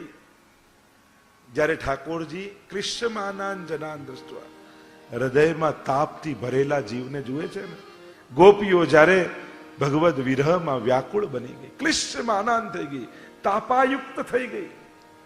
અને જ્યારે આવા જીવોને, નિસ્સાધન જીવોને જુએ ત્યારે ઠાકોરજી એમના હૃદયમાંથી પ્રગટ થઈ સામે પ્રગટ થઈ જાય છે. કૃપા યુક્તો યદા ભવે, પ્રભુ કૃપા કરી છુપાયા હતા હૃદયમાં જ ગોપીઓને. ચારે ઓર શોધતી હતી પણ પોતાના દિલમાં ન શોધ્યા, એમાં ન ગોત્યા, અને પ્રભુ હૃદયમાંથી પ્રગટ થઈ ગયા. આમ મહાપ્રભુજીએ સમજાવ્યું, આનાથી પર કોઈ મંત્ર નથી. નાતઃ પર તરો મંત્રો, નાતઃ પર તરસ સ્તવ. આ તો સૌથી શ્રેષ્ઠ સ્તુતિ છે, આનાથી પર કોઈ મંત્ર નથી. એમ સમજાવી મહાપ્રભુજી આ ગ્રંથને આપણે વિરામ આપીએ. બોલો ગોવર્ધનનાથ વલ્લભાધીશ. 16મો ગ્રંથ સેવાફલ. 14 ટીકાઓ આની ઉપર છે. પ્રત્યેક આચાર્યોએ એની વ્યાખ્યાઓ કરી છે. અદ્ભુત ચર્ચાઓ છે. વિશ્વદાસ છીપાને આ ગ્રંથ મહાપ્રભુજી ભણાવ્યો.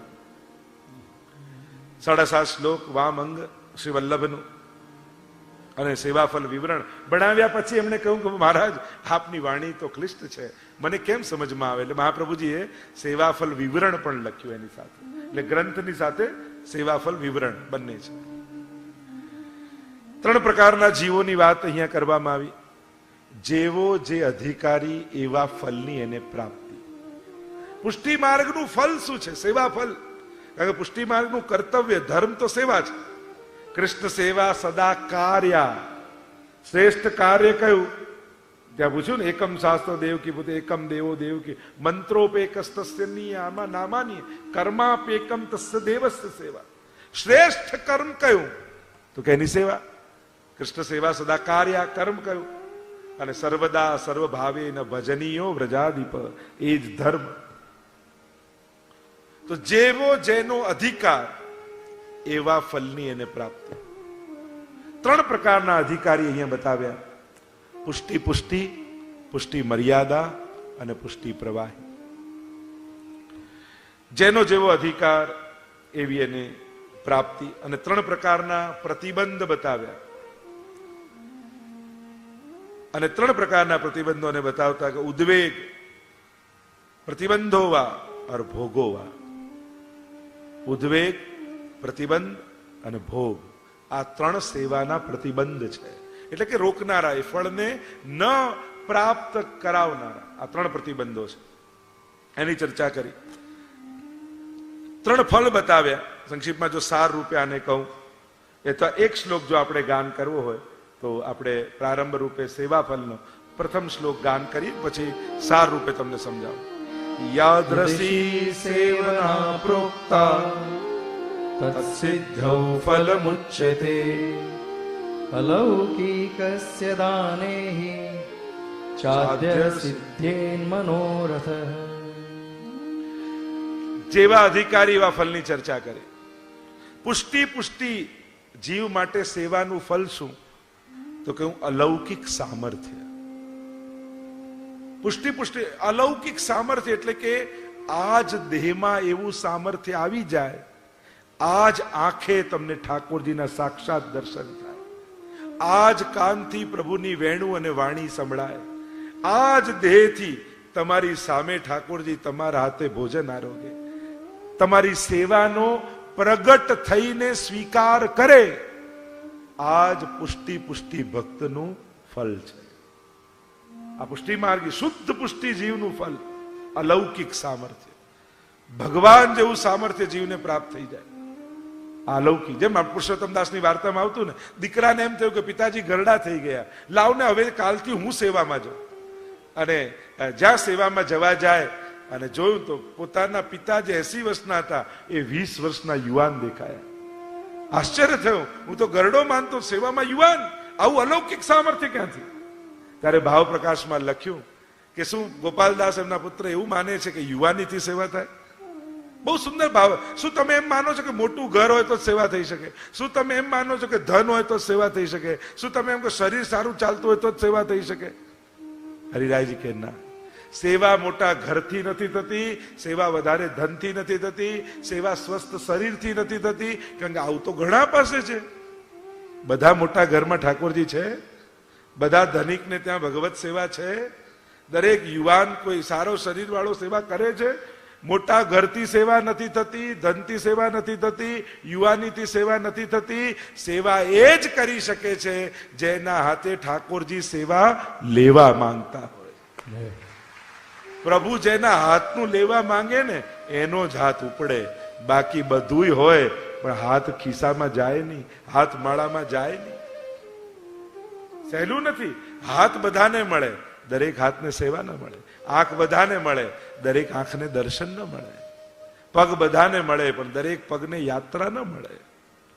તો અહીંયા પુષ્ટિ, જે શુદ્ધ પુષ્ટિ, પુષ્ટિ જીવ છે એના માટે અલૌકિક સામર્થ્ય. પ્રાય એમ કહેવાતું કે માણસ મર્યા પછી ગોલોકધામમાં જઈને સેવા કરે, પણ આ પુષ્ટિનું ફળ શું છે? આ જ દેહમાં 84,252 આપણા સાક્ષાત પ્રમાણ છે. આ જ દેહથી સ્વાનુભાવ જીવને થયો અને ભગવત સેવા કરી. પુષ્ટિ મર્યાદાનું ફળ કયું? એ પુરુષોત્તમમાં સાયુજ્ય, પ્રભુ સાથે જોડાઈ જવું. 4 પ્રકારની મુક્તિ કહી છે: સાયુજ્ય, સારૂપ્ય, સામીપ્ય અને સાલોક્ય. જીવની મુક્તિ કહી તો 4 પ્રકારે કહ્યું. સાયુજ્ય મુક્તિ શું છે? મર્યા પછી જીવાત્મા ભગવાન સાથે જોડાઈ જાય, એટલે કે એમના શણગાર બને, એમની માળા બને, એ રીતે પ્રભુ સાથે જોડાઈ જવું સાયુજ્ય. સારૂપ્ય શું છે? ભગવાન જેવું રૂપ એને મળે અને ભગવાનના પાર્ષદ બની જાય. આ સારૂપ્ય મુક્તિ કહેવાય. ભગવાનના જે પાર્ષદો છે ને, એ પાર્ષદો બિલકુલ ભગવાન જેવા છે, નારાયણ જેવા, ચતુર્ભુજ, શંખ ચક્ર ગદા પદ્મ ધારણ કરેલા. આ સારૂપ્ય મુક્તિ. ત્રીજું સામીપ્ય મુક્તિ, કે લીલામાં કોઈ સખીજન ગોપીજનનું રૂપ મળે અને પ્રભુનું સામીપ્ય સદા મળે. અને ચોથું સાલોક્ય, એટલે કે ભગવાનના ધામની પ્રાપ્તિ. ત્યાં પશુ બનો, પંખી બનો, કે કોઈ જુદી જુદી સેવાની પ્રાપ્તિ થાય. કોઈ કણ બનો, કોઈ રજકણ બનો, કોઈ ફૂલ બનો, કોઈ પણ બનીને ભગવાનના ધામની પ્રાપ્તિ થાય, એને કહેવાય સાલોક્ય મુક્તિ. તો અહીંયા મારી પુષ્ટિ મર્યાદા જીવનું ફળ એ સાયુજ્ય, પ્રભુ સાથે જોડાઈ જવું, એ ફળ કહ્યું, સેવા ફલ. અને પુષ્ટિ પ્રવાહી જીવ, એનું ગતિ કહ્યું કે સેવો ઉપયોગી દેહ. ગોલોક ધામની પ્રાપ્તિ થાય અને સેવા ઉપયોગી દેહની એને પ્રાપ્તિ થાય. આમ 3 પ્રકારના પુષ્ટિ અંતર્ગત ભેદ બતાવ્યા જીવના, અને 3 પ્રકારની ફલ બતાવ્યું કે આ 3 જીવોને 3 ફલ પ્રાપ્ત થાય. હવે એમાં 3 પ્રતિબંધ માનવામાં આવ્યા. ઉદ્વેગ એ સેવામાં પ્રતિબંધ છે. ઉદ્વેગ એટલે ચિંતા. જીવ છે ને ચિંતાથી ઘેરાયેલો. કોઈને, એટલે સેવા કરનારને કમથી કમ સેવાના ટાઈમે કોઈ લૌકિક ચિંતન કરવું નહીં. જે બની ગયું હોય એનું નહીં કરવું, અને જે થવાનું હોય એનું નહીં કરવું. આપણે આ ક્ષણે ભગવત સેવામાં છીએ તો એ ક્ષણોને માણવી, જે ક્ષણોમાં હોય. કારણ કે સેવા વર્તમાનમાં છે, થઈ ગઈ એને યાદ નથી, અને થવાનું છે ત્યારે થશે. ત્યારે આપણે તો આ ક્ષણનો લાવો લેવાનો. તો ઉદ્વેગ, પ્રતિબંધ. પ્રતિબંધ 2 પ્રકારના કયા? એક જીવકૃત, બીજો ભગવતકૃત. એક જીવકૃત પ્રતિબંધ છે કે આપણા સ્વભાવ થકી, આપણા વ્યવહાર થકી અનેક વિક્ષેપો સેવામાં આવે, યા બીજા કોઈ સગાવાલા થકી. આ બધા જીવકૃત પ્રતિબંધ. અને બીજો છે ભગવતકૃત પ્રતિબંધ. ઠાકોરજી જ ન ઈચ્છતા હોય કે આ સેવા કરે, અને ભગવત્કૃત પ્રતિબંધનું કોઈ નિવારણ નથી. અહીંયા આચાર્ય ટીકામાં સમજાવ્યું કે જીવકૃત તો સમજપૂર્વક નિવારી શકાય, પણ ભગવત્કૃત પ્રતિબંધ જેને કર્યો હોય એ ક્યારે સેવા ન કરે. એ ગમે તેટલી વ્યવસ્થા કરે, બધું ગોઠવે, ઘણાના ઠાકોરજી નહીં, બીજાને ત્યાં જ બિરાજતા રહે ને, કાયમ સૂતક ને સૂતક ચાલતું જ રહે. આનું ગયું તો આનું લાગ્યું, આનું ગયું તો આનું લાગ્યું. એક બે કહેતા હતા 1 વર્ષ સુધી મારાથી સેવા ન થઈ. મેં કીધું ધન્ય છે તમને. આવી અડચણો. તો જયારે ભગવત્કૃત પ્રતિબંધ થાય ને ત્યારે જીવના પ્રયાસો પણ કામ નથી લાગતા. ત્યારે માનવું કે ઠાકોરજી જ ઈચ્છા નથી કરતા. તો બીજો પ્રતિબંધ ઉદ્વેગ પ્રતિબંધ ભોગોવા, અને જીવની ભોગ વૃત્તિ, કંઈક લૌકિક ભોગવવાની ઈચ્છા, એને પણ પ્રતિબંધ માનવામાં આવ્યો છે. અને જીવની અંદર રહે છે આ લૌકિક પામવાની ઈચ્છા. તો આ 3ને પ્રતિબંધ માન્યા છે. અને આ સેવાના 3 ફલ અને 3 પ્રતિબંધની ચર્ચા કરી. વિવરણમાં એનો વિસ્તાર કર્યો કે આનું નિવારણ કઈ રીતે કરી શકાય અને આ પરમ ફલની પ્રાપ્તિ કેમ કરી શકાય.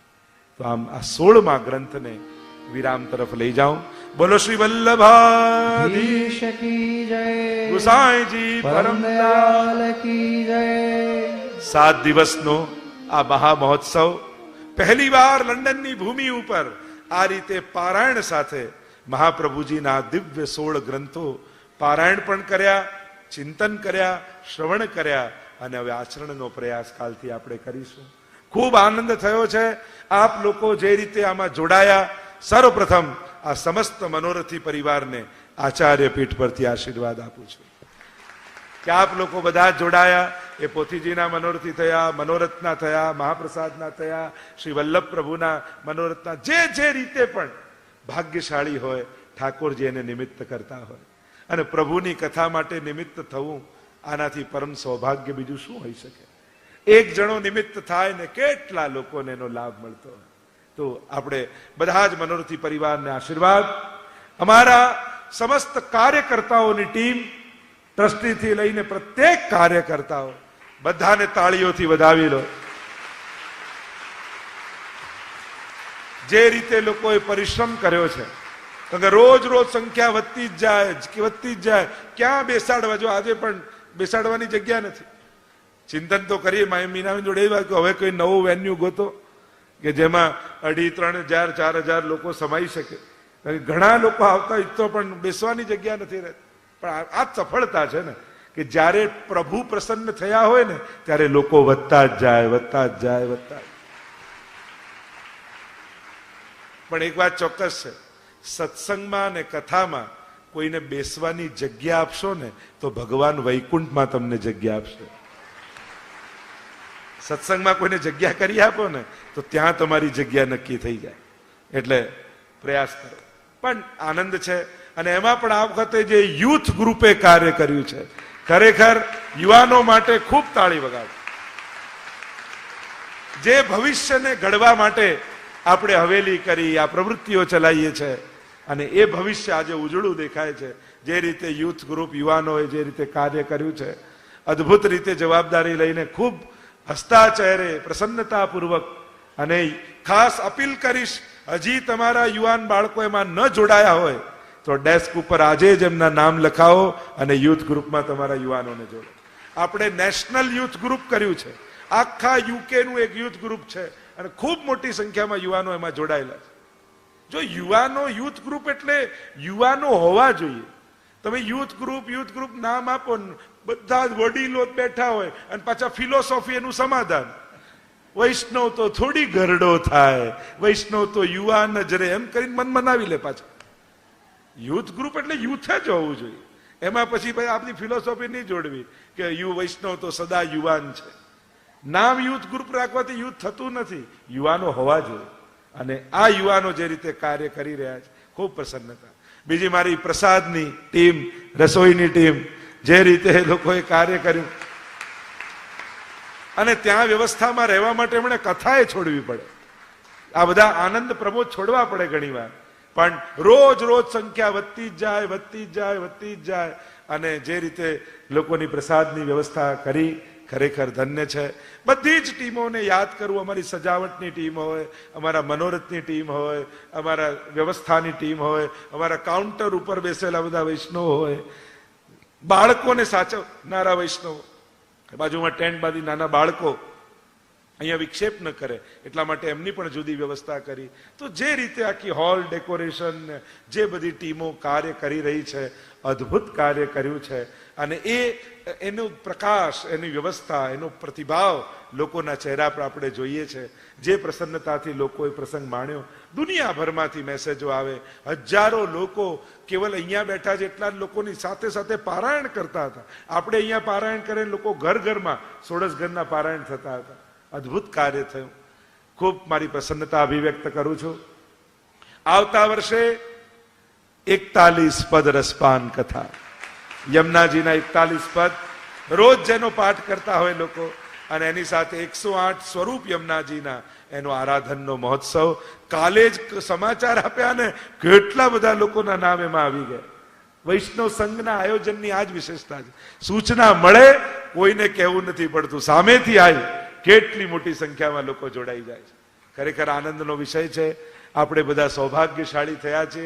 શ્રીનાથ ધામ જેવી નેશનલ હવેલી આપણને બધાને પ્રાપ્ત થઈ છે વૈષ્ણવ સંઘના માધ્યમથી. સંસ્થાઓ તો વ્યવસ્થા માટે હોય છે, પણ આ હવેલી, લંડનમાં જેટલા મંડળો ચાલે છે, જેટલા વૈષ્ણવ ગ્રુપ છે, જેટલા વૈષ્ણવ છે, જેટલા વલ્લભકુલ પધારે છે, હું તો એમ માનું છું આ બધા માટેની હવેલી છે, દરેક માટે. આવો આપણે બધા ભેગા થઈએ, સાથે મળીએ. આ જુદા જુદા ભાગોમાં રહેવા કરતા આખો વૈષ્ણવ સમાજ એક થાય. હવે તો પ્લેટફોર્મે મળી ગયું છે. પહેલા લોકો એમ ચિંતા કરતા બધા ભેગા થાય તો જ હવેલી થાય, તો જ થઈ શકે. હવે એની પ્રતીક્ષા કરવી બહુ લાંબો માર્ગ લાગતો હતો, એટલે વૈષ્ણવ સંઘથી લીડ લીધી અને લીડ લઈને આપણે હવેલીનું નિર્માણ કર્યું. હાવ હવે આ શ્રીનાથ ધામના પ્લેટફોર્મ ફરતી હું બધાને આહવાન કરું છું, આખો યુકે નો વૈષ્ણવ સમાજ આપણે એક થઈ જઈએ. હવે સમય છે એક થઈ જવાનો. હવે જુદા જુદા નામે ભાગલા પાડવાનો સમય નથી. જે આગ્રહ રાખે, હું તો એને અનુરોધ કરું છું, આવો આપણે સાથે મળીને આનંદ કરીએ. આ બધા માટે છે. ઠાકોરજી એના માટે જ તો પાઠશાળામાં હજી તમારા બાળકોને તમે ન મોકલતા હો તો પાઠશાળામાં મોકલો. નાના નાના બાળકો કેવું સુંદર ભણતર લઈ રહ્યા છે. ભાઈઓનો એજ્યુકેશન પ્રોગ્રામ ચાલે છે. ખાસ ભાઈઓ અહીંયા જેટલા બેઠા છે, તમને તમારા શ્રીનાથજીને તમે ન ઓળખો, તમે તમારા 16 ગ્રંથને ન ઓળખો, તમે તમારા સેવાક્રમને ન ઓળખો, અને એમ કહો હું વૈષ્ણવ, તો આ વૈષ્ણવતા શ્રેષ્ઠ નથી. આવો મહિનામાં 2 કલાક આપો. ખાસ ભાઈઓ માટેનો સત્સંગ શરૂ કરેલો છે અને પહેલા વર્ષોથી ચાલતો હતો. ક્લાસીસ ચાલે છે, સુંદર રીતે ભણાવવામાં આવે છે. ખાસ ભાઈઓને અનુરોધ કરીશ, તમારા નામ લખાવો અને દર મહિને થતા જૈન સત્સંગમાં ભાગ લો. બહેનો અનેક રૂપે સેવા કરી રહ્યા છે, સત્સંગ આદિ ચાલી રહ્યા છે, અને શ્રીનાથ ધામ તો દ્વાર ખુલ્લા છે. તમારે માળા પહેરાવણી કરવી છે, તમારે સત્સંગ કરાવવો છે, તમારે જન્મદિવસ ઉજવવા છે, તમારે પ્રભુના મનોરથ કરવા છે, તમારું શ્રીનાથ ધામ દ્વાર ખુલ્લા રાખી તમારું સ્વાગત કરે છે. અનેક પ્રકારથી તમે તમારી વૈષ્ણવતાનો આનંદ આ ધામમાં લઈ શકો છો. આમ આ શ્રીનાથ ધામ, એની સફળતા, અને આવતા વર્ષે 5મું વર્ષ છે શ્રીનાથ ધામને, એટલે 5મા વર્ષે શ્રી યમુનાજીનો મહામહોત્સવ આપણે ઉજવીશું. એટલે હું તો કહું છું 108 નહીં યમુનાજી, 501 યમુનાજીના સ્વરૂપ બિરાજવા જોઈએ અને મહામહોત્સવ આપણે ઉજવીએ. કારણ કે 5મું વર્ષ છે ને, અને 5મું વર્ષ એટલે 500 મનોરથી થકી એ યમુનાજીના ગુણગાન અને આરાધનનો ઉત્સવ થાય. હવે મનોરથ મેં આંકડો કહી તો દીધો છે, હવે પૂરું કરવું અહીંયા બેસેલા દરેકની જવાબદારી છે. દરેક એમ વિચારે કે મારા કુટુંબના 5 જણાને હું જોડીશ તો હમણાં થઈ જાય 500. એમાં કોઈ મોટી અઘરી વાત. વૈષ્ણવ સમાજ એટલો મોટો છે યુકે ખાતે, ખાલી લંડન ખાતે લગભગ 10,000 ઉપરાંત વૈષ્ણવ હશે. જો આપણે દરેક જ્ઞાતિઓમાં અને તમે એમ જોવા જાઓ તો આપણે એટલા નિશ્ચિત છીએ. અને જ્યારે એક ક્યારેક એવો મહામહોત્સવ, હું તો કહું દર વર્ષે વૈષ્ણવ એકતા મહોત્સવ ઉજવાવો જોઈએ, અને પ્રત્યેક વૈષ્ણવ સમાજ એ દિવસે હાજર રહે અને હાથમાં એકતાનો ધ્વજ લઈ અને આપણે ગગન ઉપર વૈષ્ણવતાનો ધ્વજ ફરકાવીએ. અને એની શરૂઆત હું તો કહું, આવતા વર્ષે 5મા વર્ષના દિવસે, છેલ્લા દિવસે વૈષ્ણવ એકતા મહોત્સવ, અને પ્રતિ વર્ષ એ એકતા મહોત્સવ ઉજવાય. અને ભાવના તો એવી છે, મને તો એમ છે કે બધા વલ્લભ કુલોને આમંત્રિત થાય, બધા વૈષ્ણવ આમંત્રિત થાય અને વૈષ્ણવ એકતા મહોત્સવ ઉજવાય. આ ઘણા વર્ષોનું સ્વપ્ન, અને પ્રભુ આપણે વિચારીએ છીએ તો પ્રભુ એ પૂરા કરે છે, અને થશે. પ્રભુ ઈચ્છે છે, બોલાવડાવ્યું છે તો પૂરું પણ કરશે. આજ સુધી જે વસ્તુ વૈષ્ણવ સંઘના આચાર્ય પીઠ પરથી બોલાઈ છે એ પૂરી થઈ છે. લેસ્ટરમાં કહ્યું ત્યાં થયું, લંડનમાં કહ્યું અહીંયા થયું. જે વાત, એ અન્નદાનની વાત હોય, વિદ્યાદાનની વાત હોય, ભારતના કોઈ સંકલ્પની વાત હોય, વિશ્વના કોઈ સંકલ્પ. આજે વૈષ્ણવ સંઘ ઓસ્ટ્રેલિયાના દરેક શહેરો લો, તમે આફ્રિકાની નેરોબીની હવેલી જુઓ, તમે યુકેમાં 2 સ્થાન જુઓ, તમે યુએસએમાં ત્યાં એ મેરીલેન્ડ હોય, એ ઓર્લાન્ડો હોય જ્યાં એકેડમી બનાવી, હમણાં ડેલાવરમાં થવા, તો વિશ્વભરમાં. અને એક બીજી વધાઈ તમને આપું, શ્રી વલ્લભાચાર્યજીના નામથી વૈષ્ણવ સંપ્રદાયની સૌથી પહેલી ગર્લ્સ સ્કૂલ અમદાવાદ ખાતે નિર્માણ કરવા જઈ રહ્યા છે, જેમાં ગર્લ્સ એન્ટરપ્રિન્યોરશિપ તરફ જાય અને સમાજના આર્થિક પાયામાં એમનો પણ સહભાગિતા હોય એવા પ્રકારની પહેલી ગર્લ્સ સ્કૂલ અમદાવાદ ખાતે નિર્માણ થવા જઈ રહી છે. અને એમાં પણ જે લોકો જોડાવા માંગો, તમને એમ થાય આવી ગર્લ્સ સ્કૂલ પહેલીવાર Shrimad Vallabhacharya international girls school આપણે બનાવીશું. અને તમને એમ થાય કે એમાં મારે કંઈક યોગદાન આપવું છે તો એ રીતે પણ તમે પર્સનલી મળશો કે મીનાબેનને મળશો તો એની માહિતી તમને મળશે. પણ હું તો કહું છું, પહેલી વાર આવી વલ્લભાચાર્ય નામની ગર્લ્સ સ્કૂલ થાય, કેટલી કન્યાઓના ઉત્થાન એમાં થશે, અને એનું સ્ટાન્ડર્ડ ઇન્ટરનેશનલ સ્ટાન્ડર્ડનું હશે. તો આ ખરેખર હું તો કહું, સમસ્ત વૈષ્ણવ સમાજે આ કાર્યમાં પોતાની આહુતિ આપીને જોડાઈ જવું જોઈએ. એવું બૃહદ કાર્ય છે. તો પ્રભુ, મહાપ્રભુ આ બધા વિચારો આપે છે અને એ જ કૃપા કરીને પૂર્ણ પણ કરે છે. તો આ બધા કાર્યો થઈ રહ્યા છે, પણ દુનિયાભરમાં જ્યારે આ બધા કાર્યો થાય છે એ એમને એમ નથી થતા હોતા. કેટલા લોકો એના પાયામાં રહેલા હોય છે. દટાયો છું પણ આ ઇમારતનો હું પાયો છું, કારણ કે પાયાઓ જલ્દી દેખાય નહીં. કેટલા લોકોએ કેટલા કલાકો આ યજ્ઞમાં આહુતિ રૂપે આવ્યા છે. એમના કેટલાય લૌકિક પ્રસંગોને છોડી, અને કેવલ એ વ્યક્તિ જ નહીં, કોઈ વ્યક્તિ નહીં, જ્યારે કોઈ સન્માન થતું હોય ત્યારે કેવલ એ વ્યક્તિનું નથી થતું હોતું, એના આખા પરિવારનું થતું હોય છે. કારણ કે એમના પરિવારના લોકોએ પણ કેટલો ભોગ એની પાછળ આપ્યો હોય છે. તો જ્યારે આવા કાર્યોમાં આવા વ્યક્તિઓ પાયામાં, હું તમને એક સરપ્રાઈઝ વસ્તુ છે એ કહેવા માંગુ છું. એક વ્યક્તિનું આજે સન્માન કરવું છે, અને વ્યક્તિ પાયામાં રહેલો છે વૈષ્ણવ સંઘના. જ્યારથી શરૂ થયું નહોતું ત્યારથી ખડે પગે જે વ્યક્તિ સાથે ને સાથે રહી અને તન મન ધનથી જેણે આ વૈષ્ણવ રૂપી સંઘ રૂપી છોડને સિંચ્યું છે, આ બાળકને મોટું કર્યું છે પોતાના ખોળામાં. કેટલો ભોગ એ વ્યક્તિ આપ્યો છે, કદાચ એ ગણવા જઈએ તો ઘણો સમય જાય. પણ જો આવા વ્યક્તિઓ પ્રેરણા રૂપે સમાજ આગળ ન મુકાય તો ક્યાંક સમાજને પ્રેરણા નહીં મળે. અને એટલા માટે જેણે કર્યું છે એને સ્ટેજ પર બોલાવી એને સન્માનિત કરવા જ જોઈએ. કારણ સન્માનની વાત નથી, સમાજને પ્રેરણાની વાત છે. કારણ કે જ્યારે કોઈ યુવાન આગળ આવશે અને એમ થશે મારે કંઈક કરવું છે, તો કોની આગળ આંગળી ચીંધીને આપણે કહી શકીશું કે તારે આવા થવાનું છે? તો એવા એક વ્યક્તિને આજે હું મંચ પર બોલાવીશ. તમે બધા જ એનાથી પરિચિત છો, એનો હસતો ચહેરો સદાય તમે જોયો છે. ઘણી વાર, ઘણી રીતે, ઘણા વર્ષોથી એનું જે યોગદાન રહેલું છે એ અભૂતપૂર્વ છે. અને એ યોગદાનને યાદ કરતા એ વ્યક્તિને, અને એ વ્યક્તિનું નામ છે શ્રી સુભાષભાઈ લાખાણી. ખૂબ તાળીઓથી એમને વધાવીએ. અને એને આજે વૈષ્ણવ રત્નનો એવોર્ડ અમે વૈષ્ણવ સંઘ વતી આચાર્ય પીઠ તરફથી વૈષ્ણવ રત્નના એવોર્ડથી આજે એમને સન્માનિત કરવા જઈએ છીએ. તો સુભાષભાઈને હું અનુરોધ કરીશ એ મંચ પર આવે.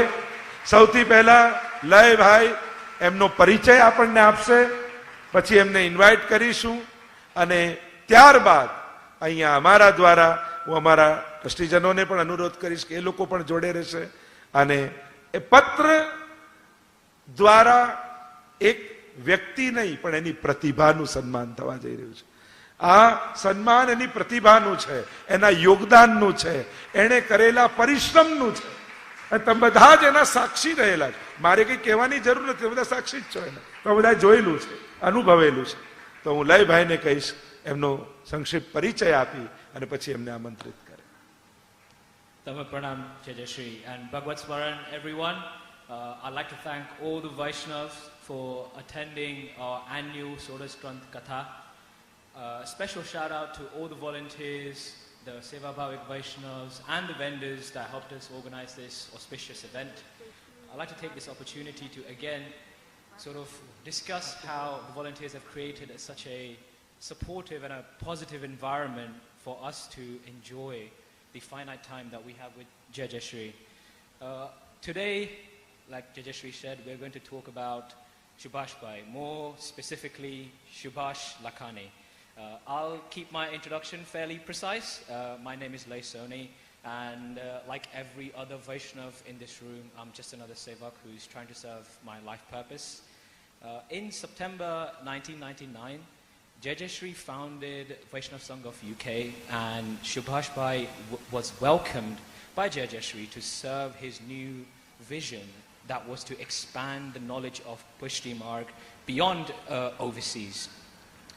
At that time, there was a common perception that Pushti Marg is only followed by women, but that needed to be eradicated and changed. Let's start off with some of Subhash Bhai's monumental achievements.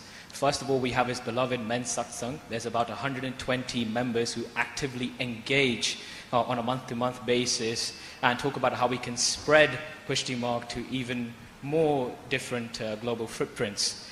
Now, secondly, he was also responsible for the VS UK in children classes, and it gave opportunities for, let's say, children or kids like myself to come together and create a sense of community. From an expansion point of view, Subhash Bhai has led several digital sort of initiatives like the launch of our website and acceptance of social platforms, which is quite unconventional for charitable trusts. So I'd really like to thank him on that. And to keep up this growth momentum, he's collaborated with international sanghs in the USA, in India, Kenya, Australia, and New Zealand. And if I've missed any sort of location, please forgive me, Subhash Bhai. And even during COVID-19, the Haveli team made sure that we are still functioning and operating very well. There were daily virtual Zoom sessions for Gita recitals. A virtual Mahotsav for Siksha Patra was introduced, where Jayashri actually graced us with his virtual presence. And the final cherry on top, VS UK donated £25,000 to the NHS to support important infrastructure. Thank you. Lastly, we have our Havelis. We have Rajdam and Srinath Dham. Subhash Bhai has played an active part in both Havelis. Rajdam was established in 2011, and now it is visited by Vaishnavas from all across the world. The Giriraj Mandir there is the only such dham that is outside of India. I believe Jayashri likes to call Rajdam the Gokul of the United Kingdom. And moving on to Srinath Dham, the Haveli itself was incorporated in 2019, and now it is one of the most visited Havelis outside of India. I believe Jayashri likes to call that the Nathdwara of the United Kingdom. So let's conclude. I would just like to say this. Subhash Bhai, it is genuinely one of the most empathetic and diplomatic people I've ever come across in my lifespan so far, and working sort of closely with him for the past 2-3 years, I can confidently say that it has been a pleasure to learn and get the support that I need from him. And I would now request Jayashree to present the Vaishnav Ratna Award. And could I please ask Pramod Bhai and Meenaben to join the stage and present the award together with Jayashree. Thank you, everyone.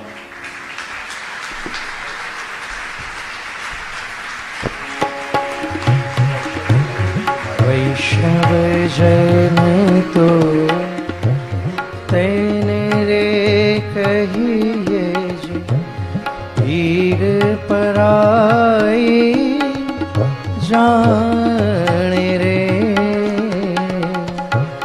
पर दुखे उपकार करे तोए पर दुखे उपकार करे तोए मन अभिमान न आणे रे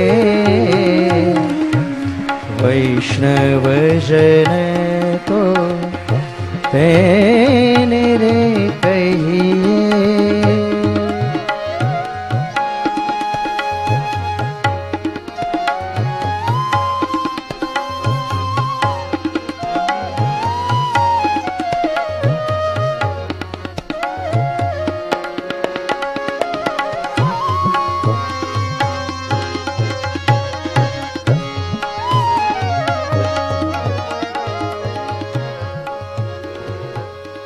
I request Subhash Bhai to say a few words